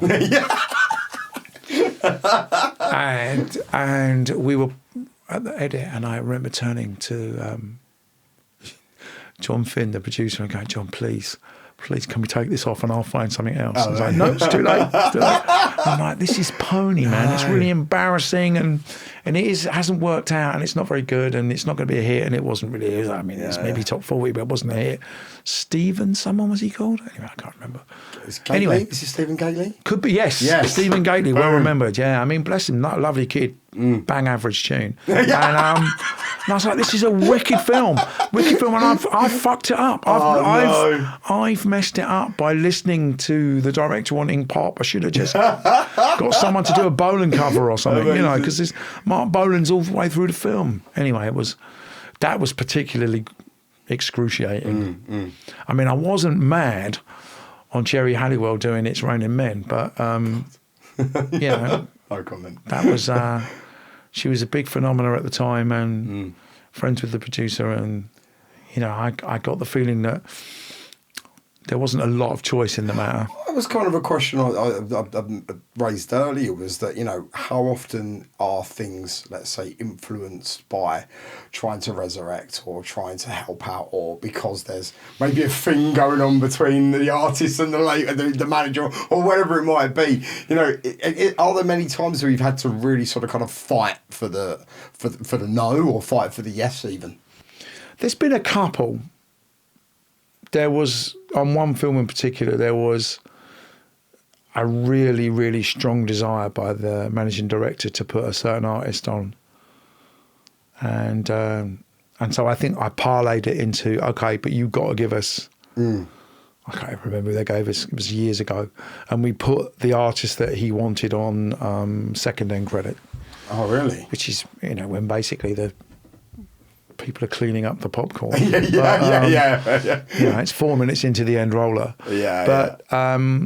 But there's never been any pressure, real pressure from. I mean, there's been things like directors have said, look, you know, my friends in a band or my friends this or my friends that, will you take a listen? But ultimately, I don't think I've ever had a situation, it doesn't mean it doesn't happen, but I've never had a situation where anybody's been foisted on us that we've gone, what? Yeah. It happened to me and Julian a few times in A&R meetings when we'd be going, why did we sign this? And we find out the managing director signed it and we'd be like, okay, nice one, Mark, thanks, you know, but, or whoever, you know, not just him, you know, other people, but no, not really, you know, there's been times where I've had to steer directors away from an idea towards potentially a better idea. Yeah, fair. Or maybe disabuse them that what they think that artist is or that composer is, they aren't. Yeah. And conversely, this artist is actually more significant or more suited or whatever than you think they are. Yeah. You know, but that doesn't happen very often. To be honest, fair. It's you find the rhythm of what the film and the director and producers want. I think it's difficult when the producers and directors don't want the same thing. Yeah. I mean, that is, I've got to say, mediation for you, isn't it? Oh man, I tell you who the don of this is Hans Zimmer. Hans Zimmer is so fantastic in the room.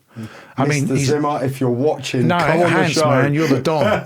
I mean, not only can he pen a tune, but my God, he can make the director and the producer, who want completely different things, both feel like they're going to win. Amazing. It's brilliant. He's fair brilliant. And then he goes off and does That's it. a talent.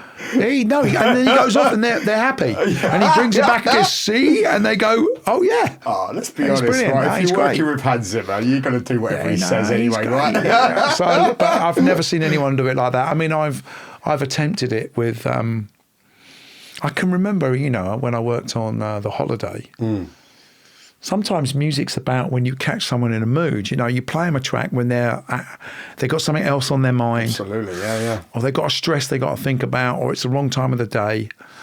Or with Nancy Myers, I remember thinking, why doesn't she like all this music?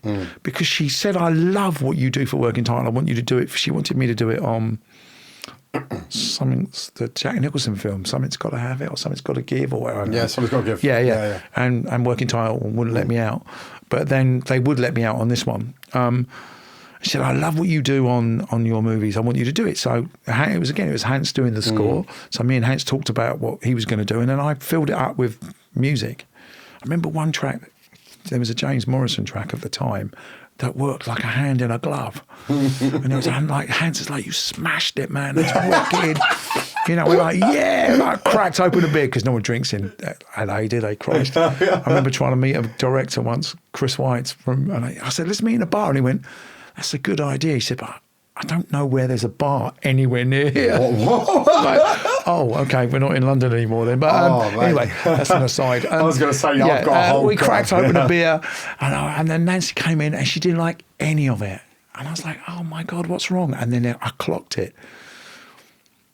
Sometimes directors, when they don't know music, don't react to it. So I had to find tracks that were, so I had to suss out from just chatting with her at the end of the day, when were her listening years? Yeah. Then, which is when she was younger, and then there's a gap, and then there was through her daughter. That's crazy. So there was a gap where she wasn't aware of things, and so it didn't resonate with her. Oh, wow. That's and the other thing as well was I remember playing one track to her on, and I was like, Nancy, I can't believe you don't love this. I can't remember what track it was. I said, I just can't believe you passed on this. We think it's brilliant. And I played it. She went, have I passed on that? I went, yeah, it's great.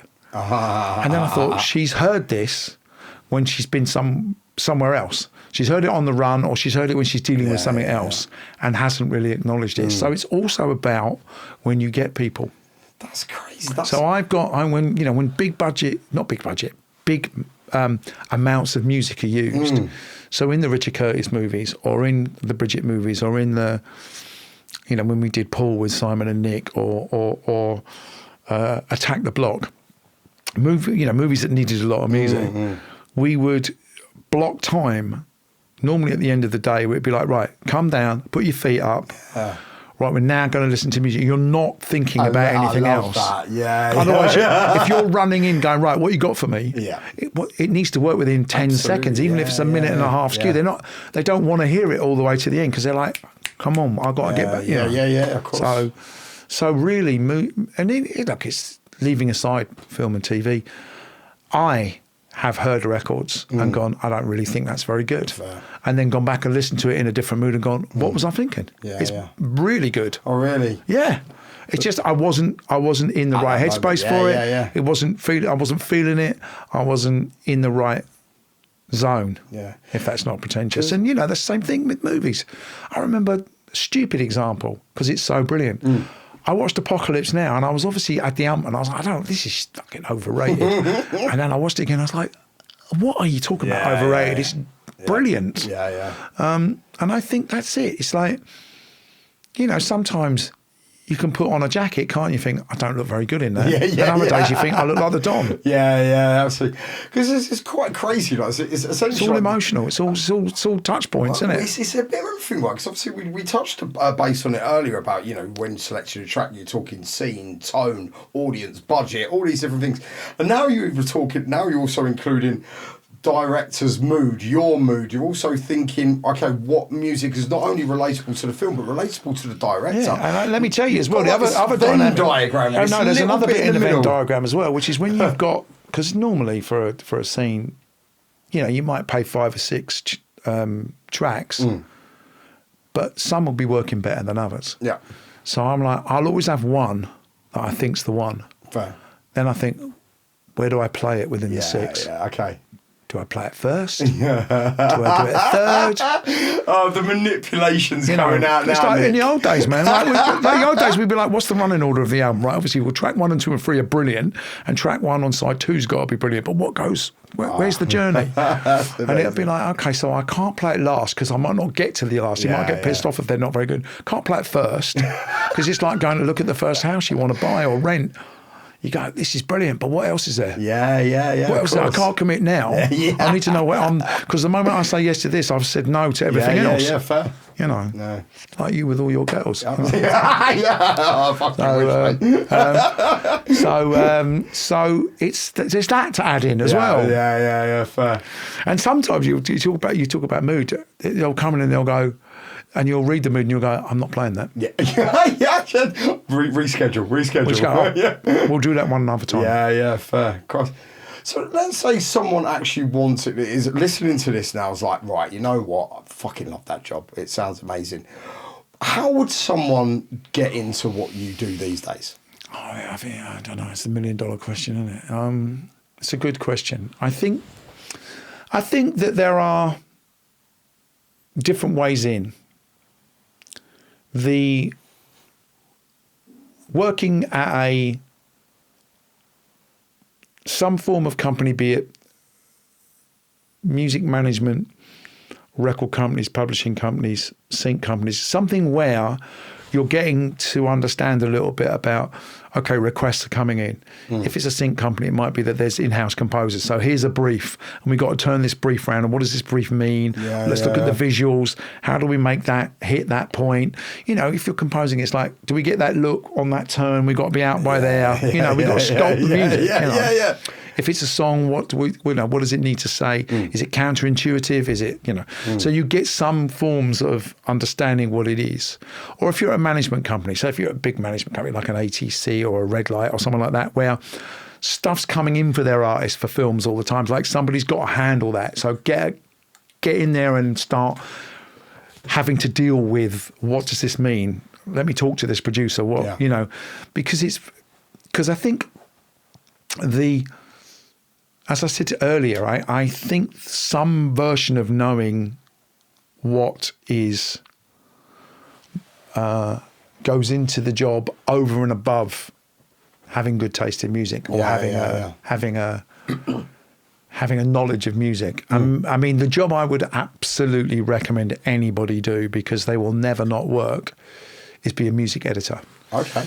If they've got some music sensibility, they've got some nous about music, both for films and pop culture music. Their job, I mean, they earn a lot of money every week, and they're paid by the week. And there's never enough music editors in London to work in post-production, yeah.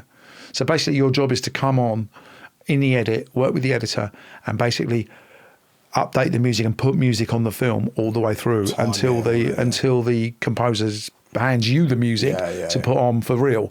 So you're putting temp score on, songs, you're cutting in songs, you're having people like me bother you going, right, we're having a day of trying all these songs out, and you're cutting them in and putting them to picture. Honestly, I mean, it's a really well-paid job, and it's in such short supply. However, that's an aside, but that's useful if anybody who's watching this is going, well, I could probably do that. You know. Is this something you've ever considered yourself? No, I'm not technical. Oh, okay, fair. So I could barely make my iPhone work. And I certainly can't make the music equipment in our office work. But I think for music supervision,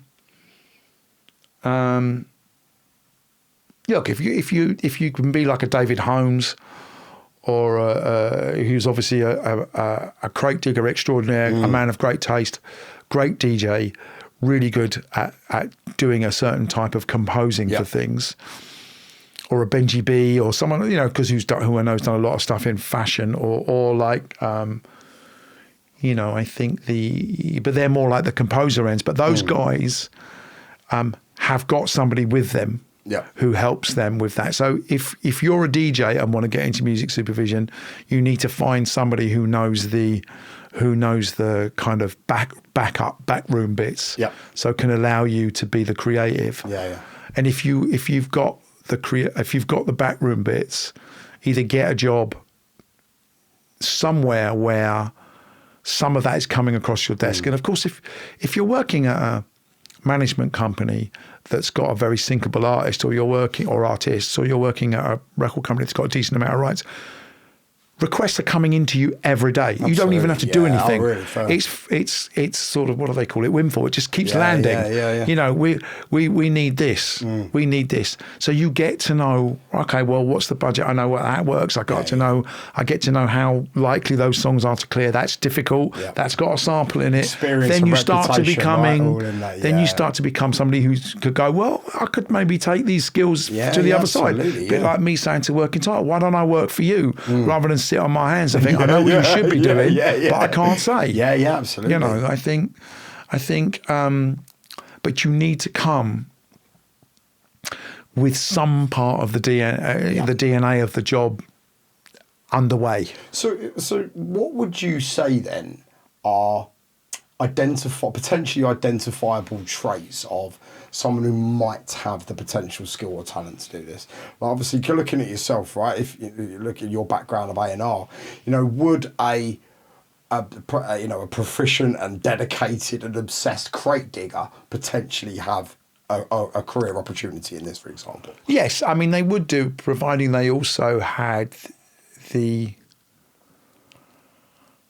suppose it's interesting because you if you were a music sort of crate digger in the nicest possible way, because I thoroughly approve of this, but if you're a music snob, which I think everybody should be to a degree, without doubt, you can maybe find a niche that you can work on.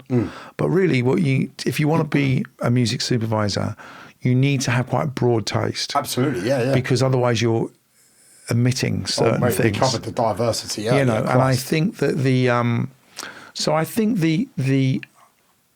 I think yes, you can become a music supervisor through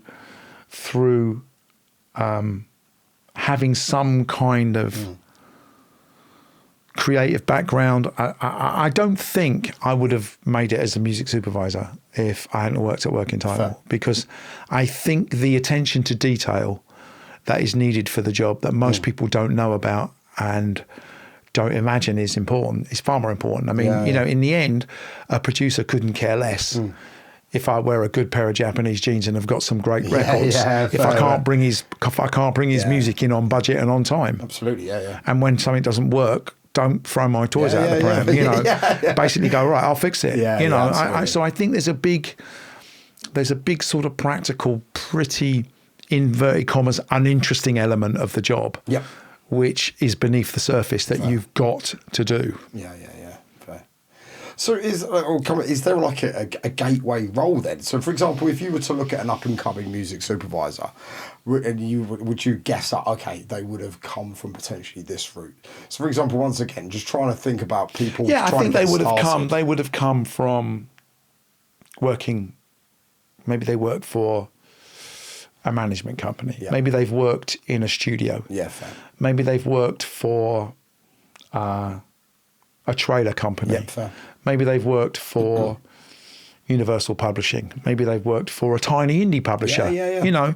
They've and maybe that's good. Maybe they've worked for Centric back in the day up in Liverpool, or they've worked from Grand Central like Ian Cook did, where you have a small repertoire and you got to go and get busy on its behalf because you're not going to get windfall, and so you're a self-starter and you've got going. I think there are many ways, but if I look across the music supervisors that are working regularly, I think they come mostly from some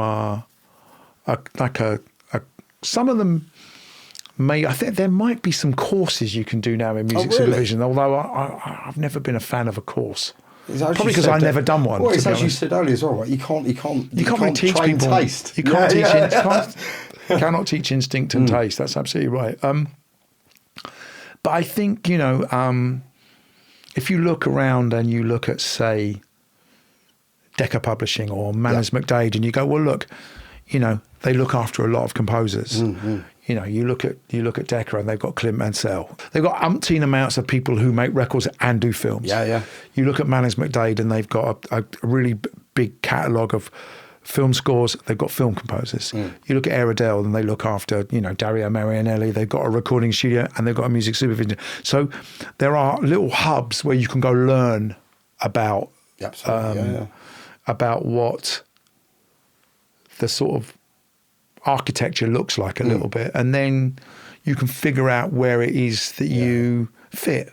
And it might be that you feel like, actually, I'm much more comfortable in being the on the case. I can get this in on time, on budget. I can do the legal work. I can do the paperwork. You, Mr. Maverick, director, I'm exactly who you need. You choose the songs, I'll get them for you.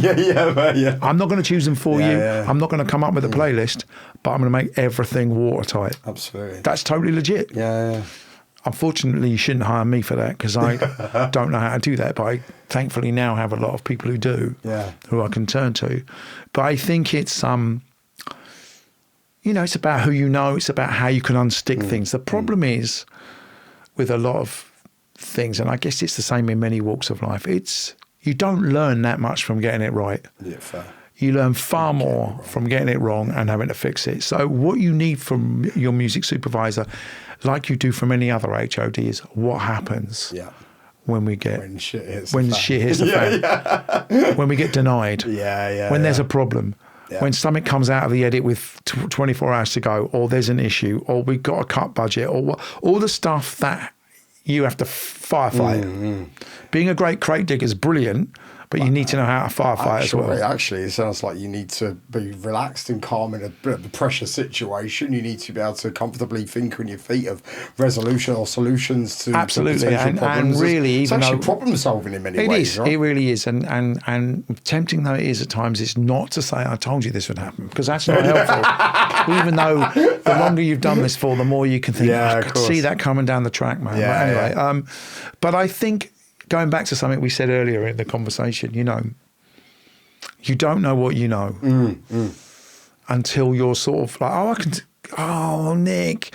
I mean, I get this a lot, Nick, I really need, we can't get massive. I said, all right, don't worry, I'll call Mark. So I know Mark Pickham really well. And you go, all right, I don't hold any store by the fact that I know Mark well. It's just somebody I know. Yeah. But then you think, but other people don't. Yeah. And I think those are the things you lose sight of a little bit, that experience and being around. And you can only really win if you're at the table, can't Absolutely, you? So yeah. if you're still at the table after all these years, I mean, God knows I'm ancient, but it does mean that one has come across these situations before. They may look a little bit different, but they're broadly speaking, this is broadly speaking how you do this. And we normally know how to get hold of somebody or ask somebody to do something for us they wouldn't normally do. Yeah. And not all the time, but a vast majority of the time, we can normally get where we need to go. Yeah. And so I think experience is really important. So for people who are trying to learn their trade, I know it's really, because we were all young once, it's really difficult when you're young to be patient. Absolutely, yeah.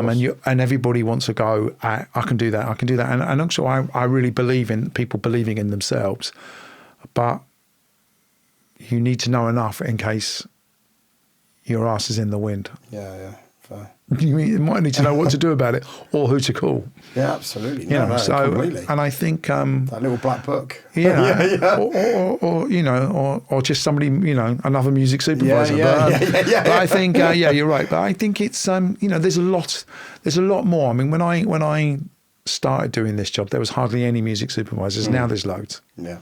I mean, how many of them are working all the time? Yeah, fair. How many of them are doing music supervision alongside other things? I don't really know. But obviously since COVID, there's been, it's slowing down again now, but there was a burst of activity, wasn't there, from all the streamers and loads of things went into production. Yeah. Lots of composers got to go for the first or second time or stepped up. Lots of music supervisors got to go. And so it became quite a crowded field. Absolutely.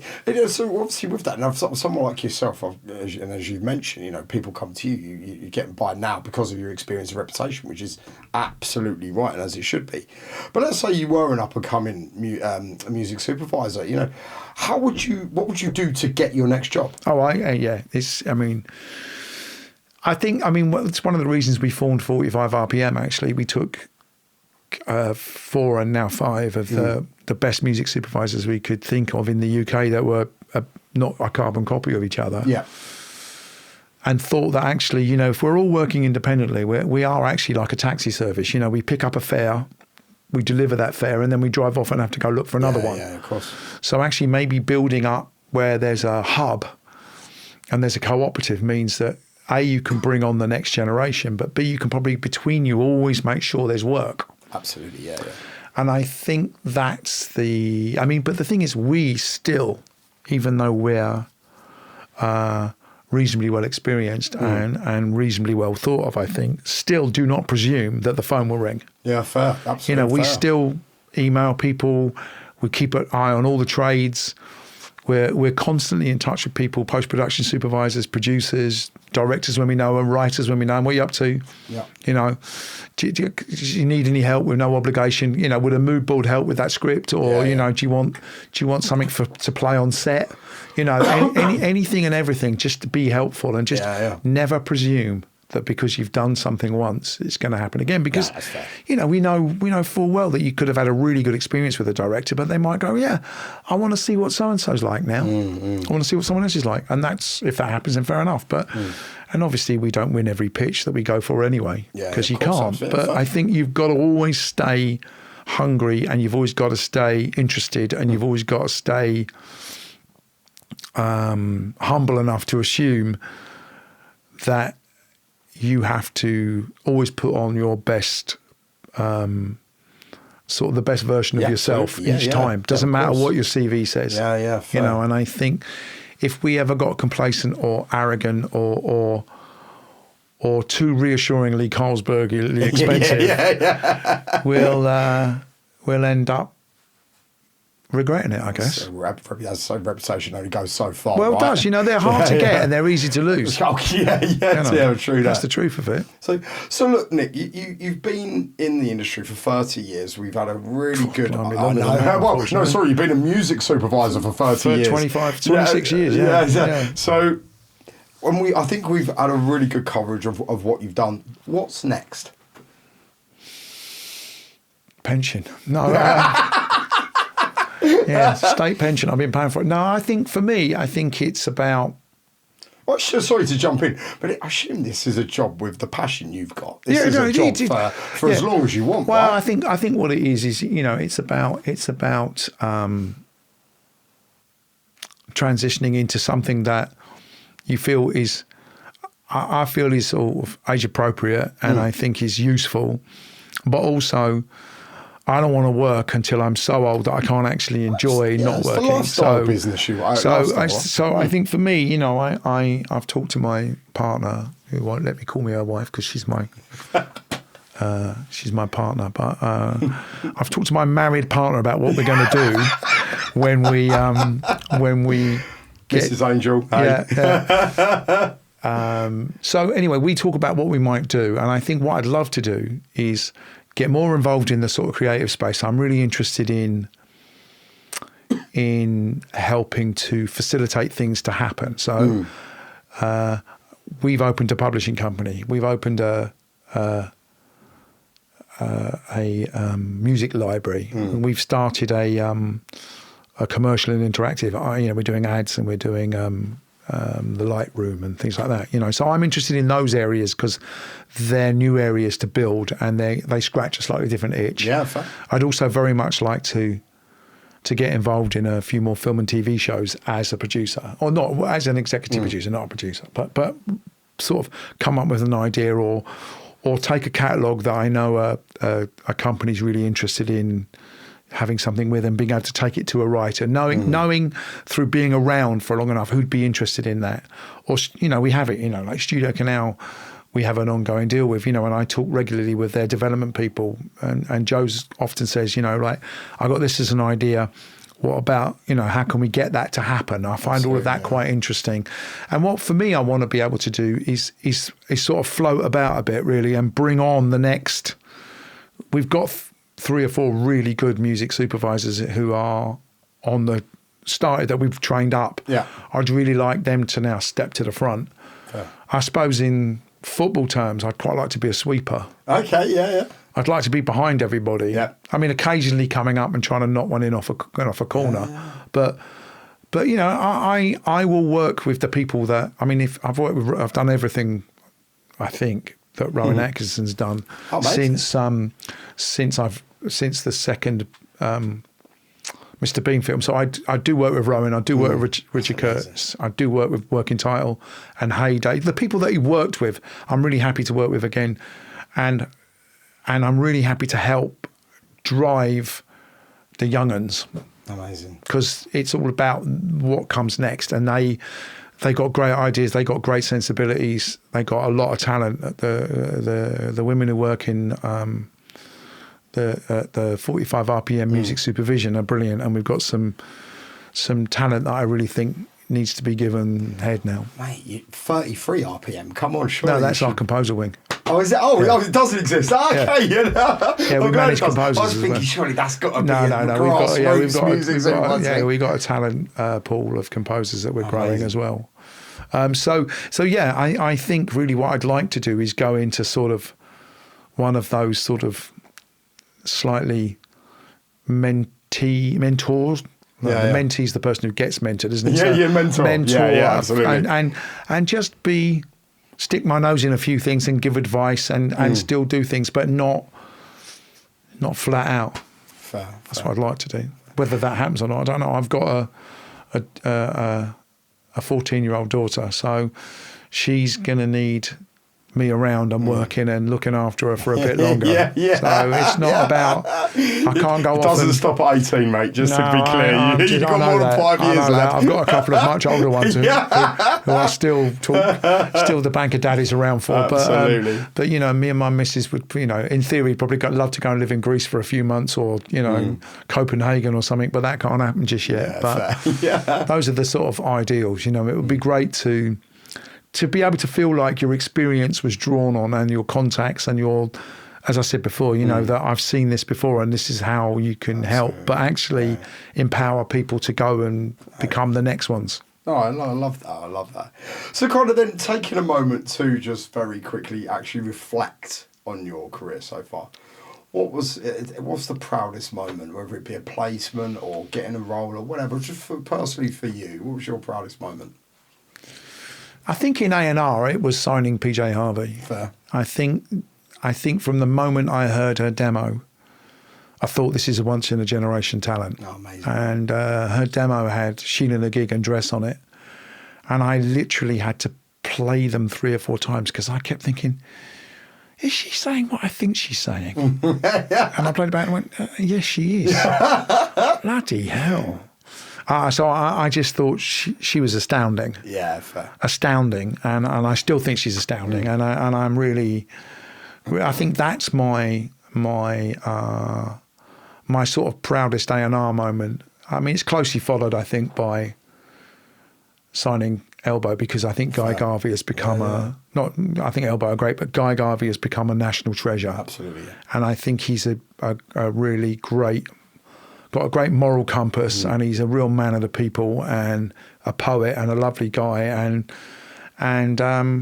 no one was interested in signing him except me. And I couldn't believe why no one else was. So, but you know what? Only one record label ever offered U2 a deal. Fair, yeah. Coldplay got turned down 4 times by Parlophone, who eventually signed them. So Crazy, it doesn't matter. It's just about believing that what you see is what other people will see. Yeah. And then I think I've worked on loads of movies I've loved, but the one I probably loved the most, because I just thought the director was a genius, was Tinker Tailor Soldier Spy. Fair. I think Thomas Alfredson is a great guy. I thought his Let the Right One In, the original one, was brilliant. I really enjoyed that process. That film very nearly had the first ever score done by Radiohead as a band. Oh, really? Yeah. We got right the way down. Christ. Yeah, but they came into the studio, they met with Thomas, they loved the film, they loved the idea. Obviously, Johnny had done a couple of things, but this was the first time they were going to do it as a band. We agreed the deal, we agreed the publishing, and then it didn't happen. How does a situation like that feel like? Because you would have orchestrated. Oh man, all of I can't this. tell you how bad it felt. I was in a field, right? I was in a field in the Lake District. I was on holiday with my then wife, and I said, Karen, hang on, I've got to take a call. And then because I knew it was Radiohead's manager, and then afterwards I was like, fuck, I've now got to call Thomas and Working Title and go, you know how excited we all were? Oh, no. And you know how I said to you not very long ago, I've pulled it off. I've done it. I haven't. No. Oh, that's gutting. Yeah. Well, and secondly, the other thing that was really good, I think was, there are loads of great moments through the movies. Hot Fuzz, obviously, we've talked about, which was brilliant, and but I also really liked doing getting Badly Drawn Boy to do About a Boy. Okay, yeah. That was Chris and Paul White's. Chris had lived in England for a bit because he'd gone to Cambridge. So he was a bit of an Anglophile, and they'd been listening to Hour of the Bewildered Beast while they were writing the script. And they were like, do you think that we could get him to write the songs and get involved? Yeah. And there was a little bit of, the studio were like, who's Badly Drawn Boy? And luckily, I had tried to sign him to Ireland. Yeah. So I knew Jazz. Everybody in the music business knew Jazz anyway, but I knew Damon. I'd met him quite a few times, and in the end, XL signed him because they did the kind of deal that we couldn't do. So it wasn't even like we lost. XL had different parameters. They could do very different deals in terms of length. So I just said to Jazz, well, we're out. So it never went bad. So then when I phoned, I said to them, I think I can get him. I know him, and I think I can get him. Amazing. And I phoned Jazz and went, what about this as an idea? And I said, just think, The Graduate, Simon and Garfunkel, there was I don't know, that was probably the best example to give him anyway. That came together, and we put a little team around Damon, a really good guy called Steve McLaughlin, who sort of score produced him, who used to be the drummer in the Scars, actually, back in the day. And we took all his melodies from his songs and extrapolated them into score with an arranger. So the whole thing was completely like a hand in a glove. The score and the songs all related to each other, that none of them sounded like needle drops. The needle drops, like U2, were obviously there for that reason, you know. It was great. I had to get Hugh Grant, a guitar teacher, and he had to go out and sing Killing Me Softly. Amazing. That was good fun. So that was good. And I just remember one other thing that was a real laugh as well, was getting Bill Nighy to do Christmas is All Around instead of Love Is All Around. And we did it with Chris Hughes, Tears for Fears producer, who produced Everybody Wants to Rule the World, because I knew him and he was a mate, and I knew he'd think it was funny. So he did. So, you know, we had Bill in the studio doing that track, and it was really funny because Bill is really funny. Not only is he a total dude and a proper mod, but he's very, very entertaining. We had a real good laugh doing that. Those are one of those. That was a moment a bit like being at the U2 shows, or I was just thinking about, or going to a club in Dublin and Naomi Campbell going up to the bar and saying, can I have a pint of milk? Fuck's sake, we're in a pub. Well, yeah, anyway, those moments where you go, there's the band, and there's Naomi, there's Helena Christensen, there's Michael Hutchins, and there's me. That's a little bit one of them. I'm in the studio with Bill Nighy being really funny, going, this is hilarious, this is funny, this is Richard Curtis's big film. And we put that Bill Nighy track out just for a laugh, and it went top 40 at Christmas. Amazing. I mean, how's that hit? But it was. Well, you know, a lot of people jump on the same bandwagon, right? It's the comedy effect. Do you ever, like, obviously, just on your point there, do you ever get starstruck at all? Because you've said some phenomenal names today. I have done a few times. I met Stevie Wonder, and that was a bit of a jaw-dropping moment. And I met Anthony Minghella, who I thought was a brilliant director, sadly with us no more. Sidney Pollack. Fair. You know, we did a film with him, and that was a little bit of a, bloody hell. He's done that, you know. He's done Robert Redford, you know, oh my God. You know. And the first time I met Chris Blackwell, actually, I had to sort of steel myself and don't be a fanboy. Actually, I had a story. I had a story for Chris that he'd forgotten, where he sort of not dissed us, but he was like, I told you earlier about going to see Guns N' Roses in LA with Jerry, my friend Jerry. We went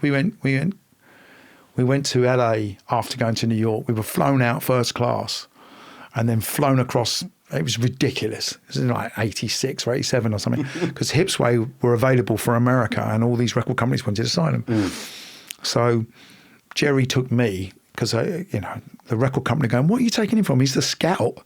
But I think he just was, A, he was my mate, but B, I think he wanted someone there who wasn't the head of A&R or a lawyer, because he wanted the meetings for him and me to talk about them through our age and our eyes, not like what the record company wanted. It was like, what does the manager want and what's best for the act? So we flew from New York to LA, and we were going to come home, and David Simone, who was the MD of Phonogram at the time, said, you've got to go back to New York because Chris Blackwell wants to meet with you. And we're like, we'll definitely do that, won't we? Brilliant. Jerry, we can ask him about Bob Marley and Peter Tosh, and it'll be brilliant. We'll get great stories out of him. So we flew back to New York, and we went to meet Chris at Essex House where he lived, in a hotel. And it was obvious within 5 minutes he hadn't heard the record. He didn't really know why we were having a meeting. He asked if the publishing was free, and me and Jerry were like, he doesn't know anything about this at all, does he? This is somebody else at the record company's told him he's got to be in there. Yeah. So anyway, I was like, Chris, tell me about you. How did you? What are you two? Tell me some stories about Marley. And then that's when he told me, actually. He said, I had a deal for Led Zeppelin. I had a handshake with Peter Grant. And then he went to America and signed it to Armour Edgar. But he said, Chris said, to be fair, he said, I don't think Ireland would have been Ireland if we'd have had Led Zeppelin. So, Yeah, fair. I don't know, I wouldn't have minded finding out. But And then we went for dinner, right? And Trevor Horn and Jill Sinclair came, who ran ZTT. And of course, Frankie were absolutely enormous out in the Art of Noise and everything. And they commandeered Chris. Completely bum rushed it. And so me and Jerry, after a while, just thought, fuck this, man, let's go. Yeah. So we both said we were going to Lou, and we just left. The old Irish exit. I love it. So I went for my interview with Chris about Ireland, and I was like, oh my God. And then I thought, no, I'll tell you what I'm going to do. I'm going to remind him of that story. So very early on, when we were chatting about things, I said, actually, I've got a bone to pick with you. And he went, he's like, I love what do you mean? What do you mean? He's sort of charmingly English. And I told him, and he burst out laughing. And then I thought, I'm all right, that's okay. Yeah, mate, that's all right. I've got over my nerves here now. But I played pool with Grace Jones. That was a bit intimidating. Oh, wow. Yeah, Julian was there, I think, actually. We were in Miami. That's cool. So that was a little bit of a starstruck moment. It's like, bloody hell, there's Grace Jones. And she's, how everybody says they're not as tall as I imagined they were. Yeah. She's definitely not. I imagine she's about 8 foot tall. Oh, she's an Amazon. Yeah. But yeah, I could go on. It just sounds like I'm name dropping. My mate is a No, mate, I love it. I can hear my friend Jerry now saying to me, "You've dropped something," and making me look at the floor because I'm still mates with him now. But I think it's always good to have a little fanboy. I mean, you should never be so blasé towards it. I just think what you try not to be, especially in a work situation, is a bit of a doofus. Just be cool. Yeah, I mean, if you can't think of anything to say, don't say anything. So Don't try and get yourself noticed. Yeah. It will be. There is a very famous person there. Yeah. They know that they're famous. I mean. Obviously there. I mean, I bumped into Prince actually at the Brits party, and I did have to say to him, "Man, I've just got to say," and he was cool. And he was really cool. He was like, "Thanks, man, but you don't take up any of their time." That's it. You say it and go. See you later. Yeah. Fair. Because I think you've got to acknowledge that when you see people that have made such a difference to your life, either through music or through the moving image, if you've become a bit immune to that, then that's probably not a really great state of affairs. You want to still be caught up in it.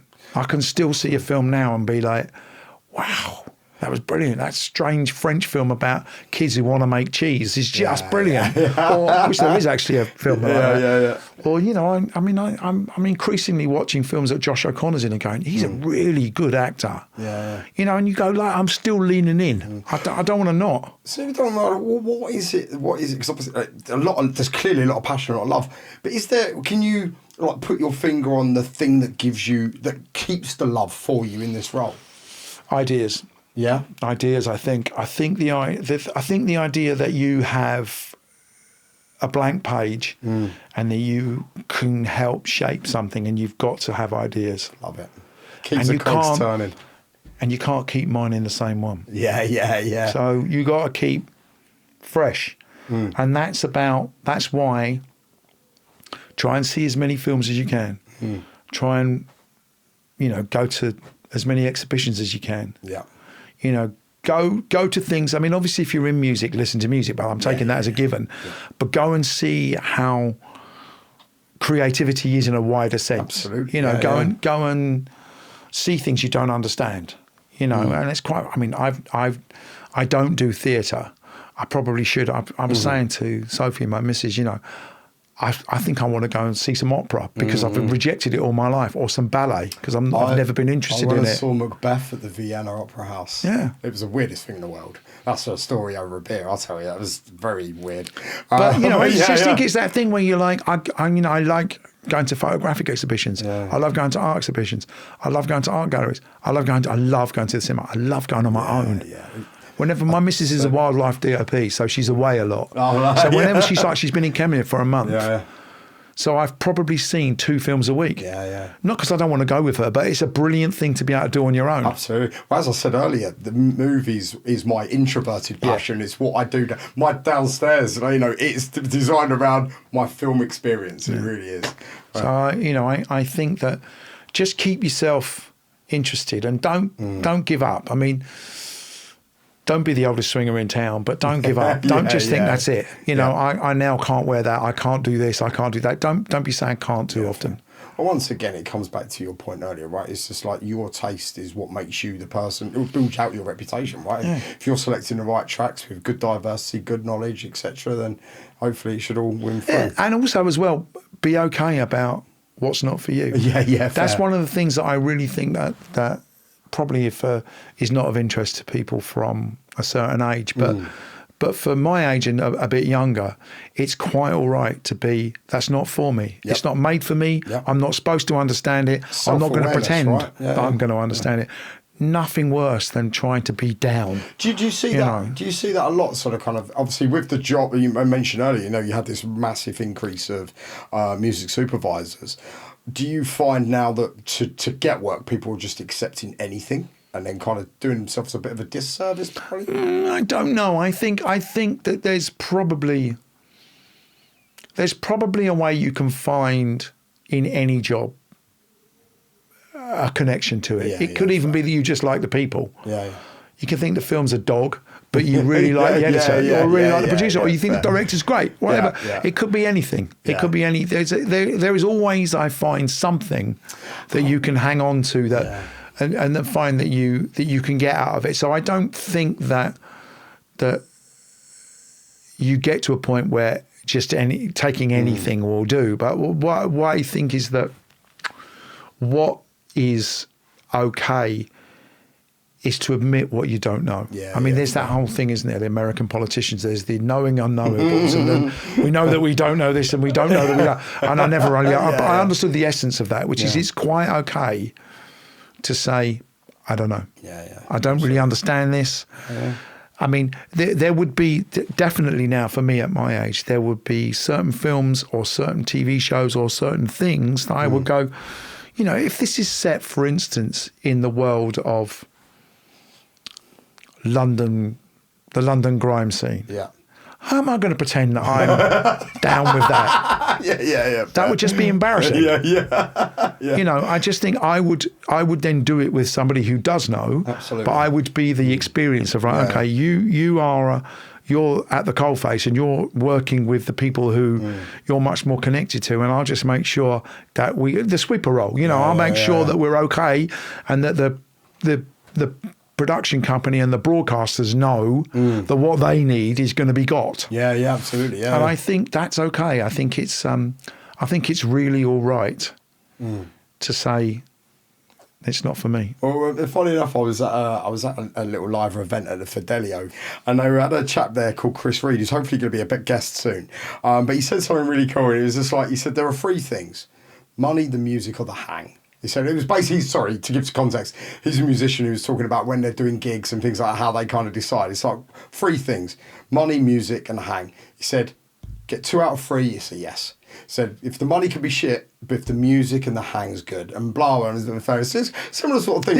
Knowing yourself, having your caveats, your requirements, and making sure it all suits. Yeah, exactly. And it's okay to say no. Yeah, absolutely. It really is. And it's or to say not me. Yeah. Not me. I can help you and I can find you, but it's not me. So if you don't set yourself up for to then be disappointed. Yeah. If you don't mind me asking, is there anything that you wish you had said no to that you didn't? Oh God, yeah.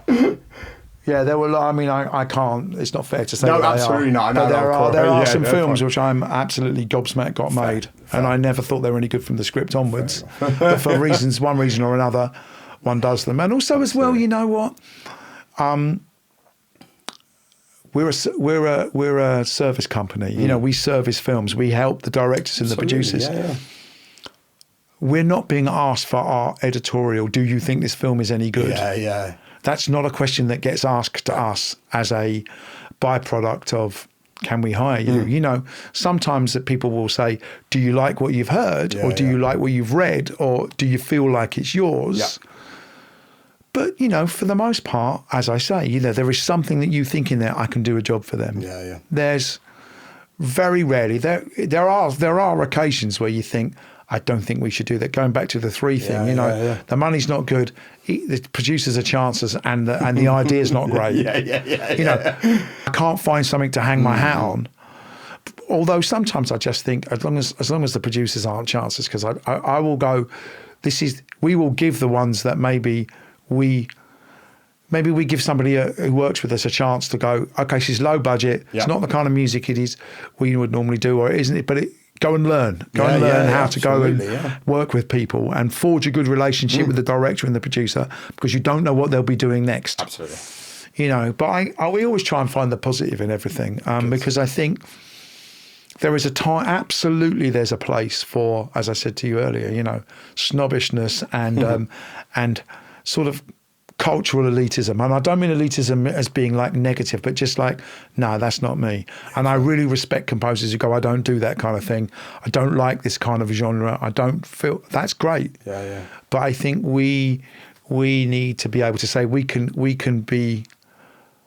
help in finding somebody who is that way. Yeah. I'm sure there are music supervisors who go, actually, we don't do this kind of thing. Yeah. I don't know who they are, but they're undoubtedly will be. Yeah. There undoubtedly will be. Yeah, fair. You know. Unless there's anything else you think people out there should know or you want to talk about today, I do have one last question for you, other than thanking you for a phenomenal episode today. There's a question I ask all of my guests, and that is, in 100 years' time, people look back, they see the name Nick Angel. What would you want to be remembered for?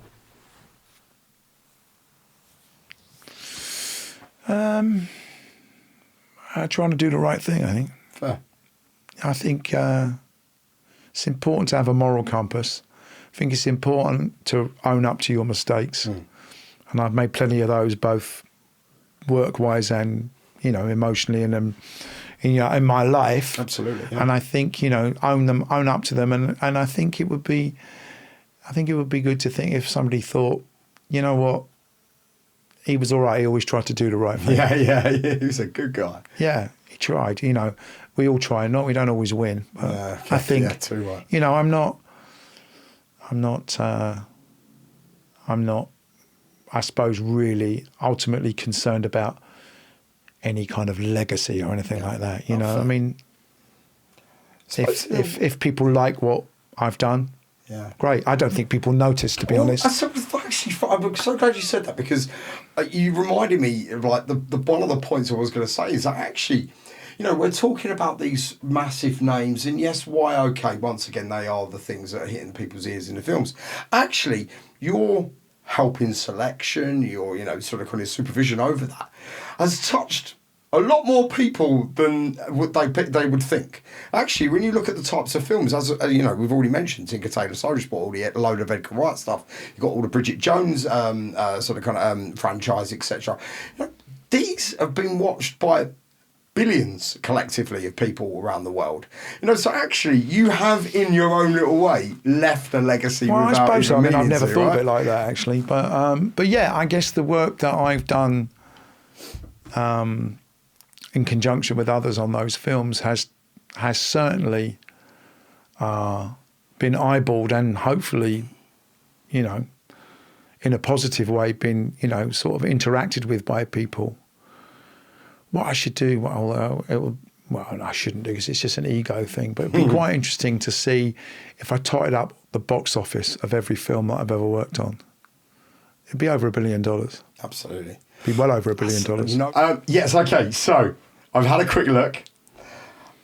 Just the Bridget Jones franchise alone, what do you reckon? Gross. The figures are in dollars, so we'll work with that. I can convert them if you want. That's what I do for a living, but dollars is good. Just the Bridget Jones franchise alone. 400 million. 800. 800 million? $800 million. Yeah. Wow. That's the franchise. The Cornetto trilogy with Edgar Wright. No idea. 156 million. God. Tinker Tailor Soldier Spy. How much do you reckon? 40. 81. Wow. You're already over $1 billion. God, I'm over $1 billion easy. Dollars with that's before Love Actually's in there. A handful of things. Oh, so yeah. Okay, there you go. $1 billion baby. So there you go, buddy. You have absolutely left a legacy. That's quite something, isn't it? Yeah. When you look at it like that. Makes you want to renegotiate your own paycheck, right? Yeah, I didn't get a royalty on any of them. Yeah. Not a dime. Well, look, mate, I can't thank you enough for your time today. It's been problem. an absolute pleasure. As I say, just speaking to Nick Angel after being the biggest lover of Hot Fuzz and just hearing what you've done, the stories you've had. It's been an absolute pleasure, and thank you so much for that. So, unless you've got anything else, buddy, that's it. No, I think that's good. If we think we covered everything. No, mate, Nick, I think we're good, mate. It's been All right. a pleasure. Nice Thank you one. very much. Cheers. No problem.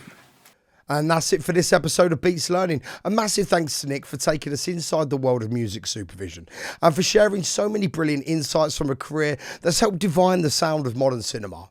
Thanks again for listening. I'm Ben Davenport, and I'll catch you next time on Beats Learning.